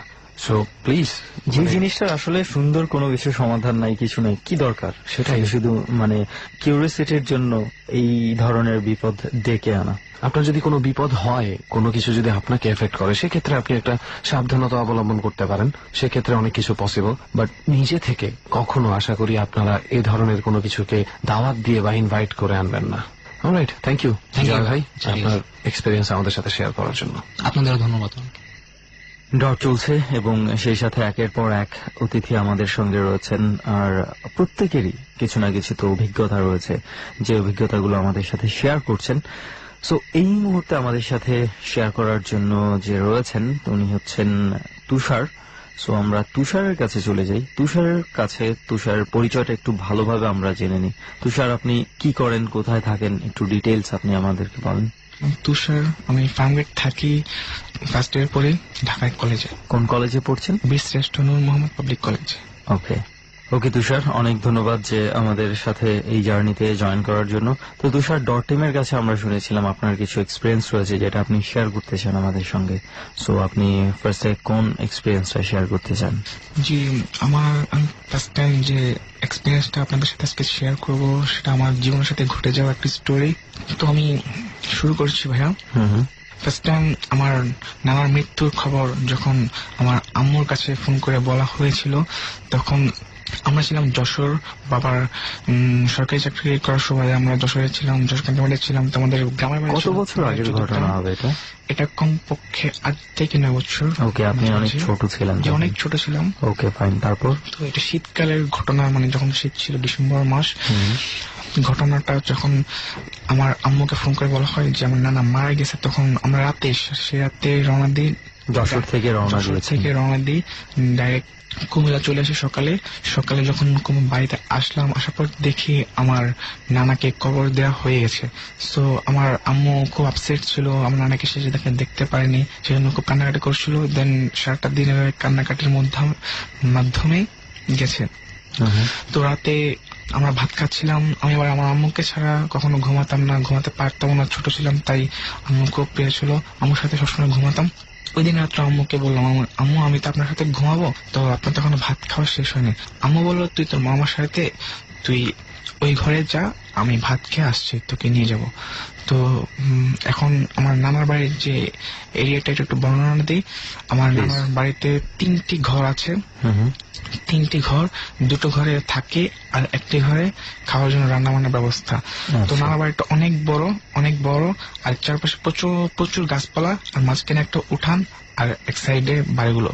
আর নানা বাড়িতে ঢুকতেই বাম পাশে পুকুর আর মাঝখানে একটা উঠান। তো আমি প্রথম যে বাড়িটা, এই বাড়িটায় আমার মামার সাথে গেলাম রাত। প্রথম যে ঘরটা, এই ঘরে গেলাম। যাওয়ার পর শীতের রাত, প্রচন্ড শীত পড়ছে। তো আমি আর মামা শুয়ে গেলাম, একসাথে শুয়ে গেলাম লাইট অফ করে দিয়ে। তো ঘুম চলে আসলো শীতের সময়। ঘুমাচ্ছি, হঠাৎ করে রাতে কোনো একটা মুখ ধরাতে আমার ঘুমটা ভেঙে গেল। তারপর ঘুম থেকে উঠলাম, পাশে তাকালাম, দেখলাম মা নেই।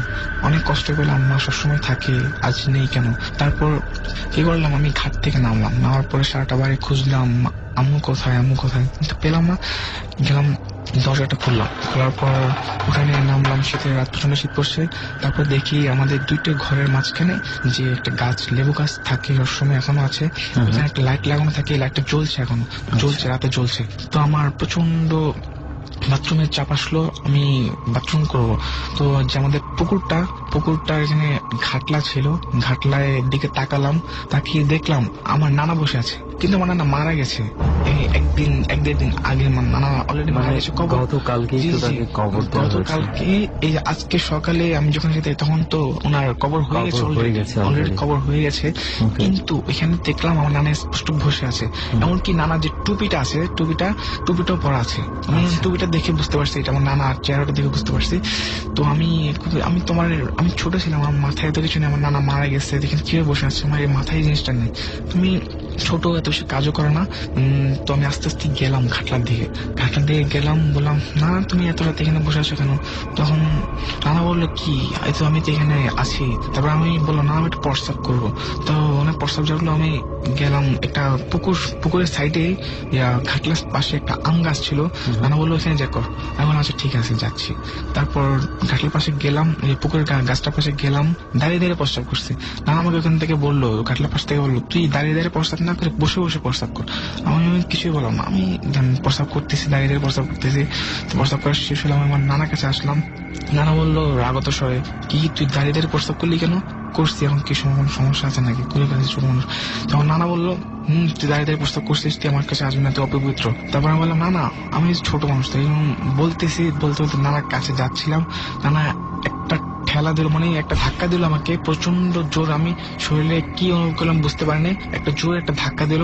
ধাক্কা করার সাথে সাথে আমি যেন শূন্যে ভাসতেছি, এরকম একটা অবস্থা আর কি। তো আমি প্রচন্ড ভাবে ধাক্কা খাওয়ার পর আমি যে সেকেন্ড যে বাড়িটা, ওই বাড়িটার দরজার সামনে যে বাড়ি, সেকেন্ড যে ঘরটা, ওই বাড়িতে যে 3টা ঘর আছে, দ্বিতীয় ঘরের সামনে আপনি বললেন ওনার ধাক্কা খাওয়ার পর আমি মাথায় কাজ করছে না, কেন নানা আমাকে ধাক্কা মারলো, আমার নাতি কেন আমাকে ধাক্কা মারবে, আমি অনেক ছোট মানুষ।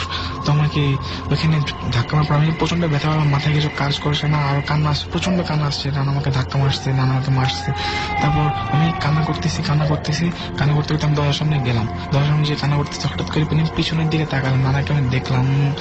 নানা এখানে ছিল, কিন্তু সেকেন্ডে যখন তাকালাম দেখি আসলে নানা এখানে নাই, মানে ঘাটলাতেই নানা নাই, নানার কোনো চিহ্ন পাওয়া যাচ্ছে না। তখন আমি আরো ভয় পেলাম, আরো বেশি ভয় পেলাম। আমি আরো জোরে জোরে চিৎকার করে কাঁদতেছি। তো কান্না করতে করতে করতে করতে হঠাৎ কত সময় পের হয়ে গেল জানি না, হঠাৎ করে দেখি আমি প্রথম যে ঘরে ঘুমিয়েছিলাম সেই ঘরের পিছন থেকে কত লম্বা হবে আমি সেটা এখন জানি না, কিন্তু প্রচন্ড লম্বা আমি দেখতে পাচ্ছি, অনেক লম্বা, সাদা কাপড়ের পরার মতো সাদা কাপড় পরা আমার দিকে এগিয়ে আসছে, মানে আমার দিকে আসছে আর কি। এমন ভাবে আসছে যেন আমাকে ধরে নিয়ে মেরে ফেলবে, এমন একটা ভাব নিয়ে আসছে। আরেকজন আসছে, আমি যেখানে প্রস্রাব করছিলাম পুকুরের এখানে গাম গাছ থেকে, ওইখান থেকে একজন আসছে আমার দিকে, সেম কন্ডিশনে আমার দিকে আসছে, যেন মনে হচ্ছে যেন আমাকে ধরে নিয়ে মেরে ফেলবে, এমন একটা অবস্থা আর কি। প্রচন্ড রাগ ওদের চোখে দেখলাম, মানে দুই জায়গা থেকে দুইজনকে দেখছি, কিন্তু সেম আচ্ছা, একই একই জিনিস। একই জিনিস, একই রকম, অনেক লম্বা, যেন হাঁটছে না, ভাসমান অবস্থায় আসছে, ভাসমান অবস্থায় আসছে, অনেক লম্বা ছিল। আর প্রচন্ড যেন ওদের আবহাওয়া মনে হয় তাড়াতাড়ি আসছে, এরকম একটা অবস্থা আর কি। তো আমি প্রচন্ড কাঁদছি, আমাকে মেরে ফেলাম, এরকম একটা অবস্থা। আমি অনেক ভয় পাচ্ছি। তো ভিতর থেকে হঠাৎ করে শুনতে পেলাম যেন আমার নানু ভিতর থেকে বলছে, আমার আম্মুকে ডাকছে। আমার আম্মু নাম পারুল, যে পারুল দেখ বাইরে কে যেন কাঁদছে। আপনার নানু ডাকছে? আমার নানু আমার আম্মুকে ডাকছে। আপনার কান্নার শব্দটা ঘরের ভেতর থেকে ওরা শুনতে পেয়েছিল? জি, ঘরের ভেতর থেকে শুনতে পেয়েছিল। তারপর ডাকছে, আমার নানুকে বলছে বাইরে কে যেন কাঁদছে, তুই একটু দরজা খুলে দেখ। তখন হয়তো আমার আম্মু আসছিল। আমি কাঁদছি, ওই দুইজন যে প্রচন্ড জোরে, প্রচন্ড গতিতে আসছিল আমাকে ধরে নিয়ে যাওয়ার জন্য, যখন একেবারে কাছাকাছি চলে আসলো, এক হাতেরও ভিতরে, তখন হয় আমি সেন্স হারিয়ে ফেলাই, আমার সেন্স কাজ করে, তখন আমি সেন্সলেস হয়ে যাই। তারপর এরপর দিন সম্ভবত দুপুরের পরে আমার হয়তো বা জ্ঞান ফেরার পর আমি কোথায় আছে, কেউ আছে, কিছু কাজ করছে না। তারপর আম্মুকে পরে জানতে পারলাম আর কি আমার কি হয়েছিল। পরে আম্মু সবাই বাড়িতে দেখলো আমাকে নেই, বাইরে কান্না করছে কে, দরজা খুলে দেখে বাইরে কেউ নেই, কান্না করছিল কে। তারপর খুঁজতেছে, তারপর দেখে কি আমাদের প্রথম যে ঘরটা, ওই ঘরটার দরজা খোলা, মামা উঠে গেছে, আমার পাশে আমি নেই। তখন খুঁজতে সারা বাড়িতে অনেক হইচই পড়ে গেলো, আমি কোথায়, তুষার কোথায়। তারপর খুঁজতে তারপর ওনারা দেখলো যে কবরের পাশে একজন পড়ে আছে আর কি, একজন পড়ে আছে। তারপর কাছে গিয়ে দেখলো আমি পড়ে আছি। ওখান থেকে আপনাকে পাওয়া গেছে কবরের ওখানে? জি, কবর যেখানে কবর দিয়েছিল ওখানে আমাকে পাওয়া গেছে। তারপর ওনারা সবাই আমাকে নিয়ে আসলো বাড়িতে। এরপর তো আমার জ্ঞান ফিরলো, বললো কি তুই কবরের এখানে গেলি কিভাবে? আমি জিজ্ঞাসা করলো আমাকে কবরের এখানে গেলি কিভাবে। তখন আমি বললাম সমস্ত স্টোরিটা বললাম যে আমি প্রস্তাব করতে বেরিয়েছিলাম, এই স্টোরিটা বললাম। বলার পর তারপর কবরে আসছি এটা বলতে পারলাম না, বাকি সবকিছু বললাম। তারপর এরপর দিন আমাকে আমার দাদুর বাড়ি নিয়ে গেল। দাদুর বাড়ি নেওয়ার পর এখানে একজন কবিরাজ টাইপের একজন মানুষ ছিল, আমার পি টাইপের।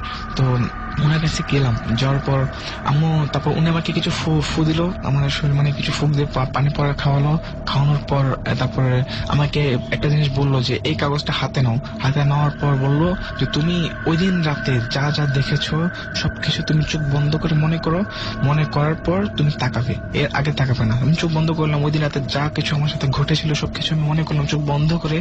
তারপর আমি হঠাৎ কাগজে তাকালাম, চোখ খুলে দেখলাম ওখানে ওই দিন ওই শেষ মুহূর্তে যখন আমাকে ধরবে ওই চিত্রটা, মানে তিনজন স্পষ্ট, মানে ওই রাতে আপনি যাদেরকে দেখেছিলেন ঠিক ওরকম চেহারাগুলো কাগজে ফুটে? জি, ফুটে সবাই দেখেছে, আমার আব্বু আম্মু এখানে উপস্থিত সবাই দেখেছে? জি, সবাই দেখেছে কাগজে। তারপর আমাকে বললো তুমি এগুলো দেখেছো, মানে হুজুরের। এরপর আমাকে দুটো তাবিজ দিল। তাবিজ নেওয়ার পর আমার ওই তাবিজ গুলো অনেকদিন রেখেছিলাম। এরপর আর ঘটনা তেমন হয়নি। এরপর আর এই ধরনের কোনো প্রবলেম ফেস করেনি। ওকে তুষার ভাই, এই ছিল আপনার ঘটনা। মানে আমরা জানি না আপনার নানা হঠাৎ করে আপনাকে কেন দেখা দিল এবং আবার এরকম ভয় পাওয়ানোরই বা উদ্দেশ্যটা কি। তো যাই হোক, ফাইনালি আপনি ওখান থেকে খুব সুস্থভাবেই রিকভার করেছেন, এটা হচ্ছে অনেক ভালো কথা। তো অনেক ধন্যবাদ তুষার আমাদের সাথে জয়েন করে এই জার্নিতে আপনার এই স্টোরিগুলো শেয়ার করার জন্য। ওকে দোস্ত, তাহলে আজকের মতন মনে হয় আমাদের সব অতিথির সব এক্সপেরিয়েন্সই আমরা শুনে ফেলেছি না? এবং কিছু নতুন এক্সপিরিয়েন্স তাদের হয়েও গেছে, যেটা আপনারা অন্য কোথাও গিয়ে বলতে পারবেন যে ডট টিমের সাথে গিয়ে কি এক্সপিরিয়েন্স আপনাদের হয়েছে। So let's talk about this place a little bit more. শেষে যেহেতু সবসময় বলি যে স্পটে আসি সেই স্পটের কিছু ঘটনা, বাট এই ক্ষেত্রে আমি বলবো ঘটনাটা যেটা সুমন বলেছিল একদম শুরুতে, যে ঘটনাটার চেয়ে এখানে ঘটনা যারা ঘটায় তারা ইম্পর্টেন্ট। আমরা আজকে যে বাড়িটাতে আছি, এই বাড়িটাতে অ্যাকচুয়ালি রিয়েলি সত্যিকার অর্থে ব্ল্যাক ম্যাজিক প্র্যাকটিস করা হতো। অর্থাৎ কেউ এটাকে বলে কুফরি, কেউ আরো অনেক রকম ল্যাঙ্গুয়েজ এটার ক্ষেত্রে ব্যবহার করে, কেউ বলে ভুডু, কেউ বলে হুডু, এবং অনেক ব্যাপার আছে। সবচেয়ে রেহান একটা মানে মজার বিষয় হচ্ছে যে আজকে আমরা যে বাড়িটাতে এসেছি, ব্ল্যাক ম্যাজিক নিয়ে এত কিছু হয়েছে এখানে, আজকে যাদের গল্প শুনলাম তাদের মধ্যে একজন কিন্তু এই ব্ল্যাক ম্যাজিক করতে গিয়ে কিন্তু কি এক্সপিরিয়েন্সের শিকার হয়েছে সেটা এই জন্যই কিন্তু এই ভাইটা একটু বেশি ভয় পেতেছিল, তাই না? আচ্ছা যাই হোক, ওটা কোনো সমস্যা না। ভয় তো আমাদের সবারই থাকবে, যার ভয় নেই সে আসলে বোকা। ভয় পেলে আমরা তারপরে প্রিপেয়ার্ড হতে পারি ভয় থেকে দূরে পাওয়ার জন্য, আর যে ভয় পায় না সে কিন্তু সরাসরি আঘাতপ্রাপ্ত হয়। যাই হোক, যেটা বলছিলাম যে এখানে এমন কোন জিনিস বাকি নেই যেটা আমরা দেখিনি। এখানে মানুষের হাড়গোড় থেকে শুরু করে খুলি, কুকুরের চোখ, এবং last but not the least, এখানে আজ থেকে প্রায় কিছুদিন আগে, আমি কবে বলবো না, যখন ব্ল্যাক ম্যাজিশিয়ান অর্থাৎ যে ব্ল্যাক ম্যাজিক করতো তার লাশটা কিন্তু এখানেই পাওয়া যায় মৃত অবস্থায়। যেই বুড়ি মহিলা করতেন ওনাকে সবাই এক একজন এক এক নামে ডাকতো। কেউ ডাকতো গুরুমা, কেউ ডাকতো এই ধরনের বিভিন্ন রকম নাম ছিল, তার অ্যাকচুয়াল নাম আমরা জানি না। তবে সবচেয়ে ভয়ঙ্কর যে ব্যাপারটা, যেটা আমি আর সুমন সবসময় বলি, যে যারা ব্ল্যাক ম্যাজিকের সাথে থাকে তাদের এন্ডিংটা কখনোই সুন্দর হয় না। দোস্ত, এই মহিলাটার লাশ এই রুমের মধ্যেই পাওয়া গিয়েছিল প্রায় 7 দিন পর। একদম পচন ধরার পরে মানুষ গন্ধ পেয়ে বলা হয়। এবং সবচেয়ে ডেঞ্জারাস ব্যাপারটা কি জানিস? যখন ওনার লাশটা পাওয়া যায়, লাশটার মুখে কোনো জিহ্বা ছিল না। এবং মানে এটা আসলে কোনোভাবে বের করা যায়নি কেন এই জিহ্বাটা নাই বা এবং কিভাবে কি হয়েছে। সবচেয়ে বড় কথা দোস্ত, জিহ্বাটা কাটা ভাবে ছিল না তা না, জিহ্বা বলতেই কিছু নেই। মানে একদম জিহ্বা কিন্তু আমাদের ভেতরে অনেক দূর পর্যন্ত যায়, কেটে ফেললেও বোঝা যায় কেটে ফেলা হয়েছে। কিন্তু বাট সামথিং হ্যাপেন্ড হিয়ার, কেউ জানে না কি জন্য হয়েছে। বাট এই কথাটা আমরা আগে থেকে বলিনি, যাতে আমাদের সাথে যে অতিথিরা আছে তারা কোনো রকম উইয়ার্ড ফিল না করে। বাট আপনাদের সাথে তো আর কোনো ডিসঅনেস্টি নেই, আপনাদেরকে তো সরাসরি সব বলতেই হবে। এবং আরেকটা বিষয় একটু এখানে বলি যে মানে ঢাকা শহরের এত কাছে হওয়ার পরেও আপনারা বলতে পারেন যে এই ঘটনাটা অনেকেই এদিকে যারা আছে শুনেছেন কি শুনেননি, এবং আমরা আরো স্পষ্ট করে কেন বলছি না। কিন্তু ঘটনা হচ্ছে যে আমাদের যারা খুব একটু খোঁজ খবর রাখেন, এই ধরনের কিছু ইনসিডেন্ট, খুব কিছু দুর্ঘটনা ঘটেছে, কিছু অনভিপ্রেত ঘটনা ঘটেছে, আমরা বলতে পারি কিছু খুন খারাপই ঘটেছে, যেগুলো নিয়ে এখনো অনেক লেখালেখি হচ্ছে। এভাবে হঠাৎ করে কেউ মারা যাচ্ছে, যাই হচ্ছে, মানে এইসব বিষয়গুলো নিয়ে এই জায়গাটার মানে আমরা বিন্দু মাত্র আজ আপনাদেরকে মানে দিতে পারছি না। যদি আমরা চাইলেই একটু বললেই আপনারা বুঝে যাবেন যে কোথায় এটা আমরা বলছি, কিন্তু তারপরে আমরা যতটুকু সম্ভব একদম মানে যাতে না বোঝা যায় সেটা রেখে আমরা চেষ্টা করছি। Exactly, and for the first time most probably আমরা কিন্তু এটাও আজকে হাইড করে গেলাম যে এই জায়গাটার ইনফরমেশন আমাদেরকে কে দিয়েছে। কারণ আমরা ইনফরমেশনটা এই জন্য দিব না, কারণ যেই ব্ল্যাক ম্যাজিশিয়ানের কথা বলছিলাম আমরা, তার কাছে কোনো একটা খারাপ উদ্দেশ্যে কোনো একজনের উপরে ব্ল্যাক ম্যাজিক অ্যাপ্লাই করার জন্যই কেউ একজন এসেছিল, যার কাছ থেকে আমরা আজকের এই জায়গাটার খোঁজ পেয়েছি। যাই হোক, আমার মনে হয় দোস্ত অনেক রাত হয়ে গেছে, এখন এই ব্ল্যাক ম্যাজিক ফিল্ড এরিয়াটাতে না থাকাই বেটার। লেটস মুভ, আজকের মতো এখানেই শেষ করি। Alright man, let's go. ডর মানে ভয়, হন্টেড বাই প্রাণ মিস্টার ম্যাঙ্গো ক্যান্ডি।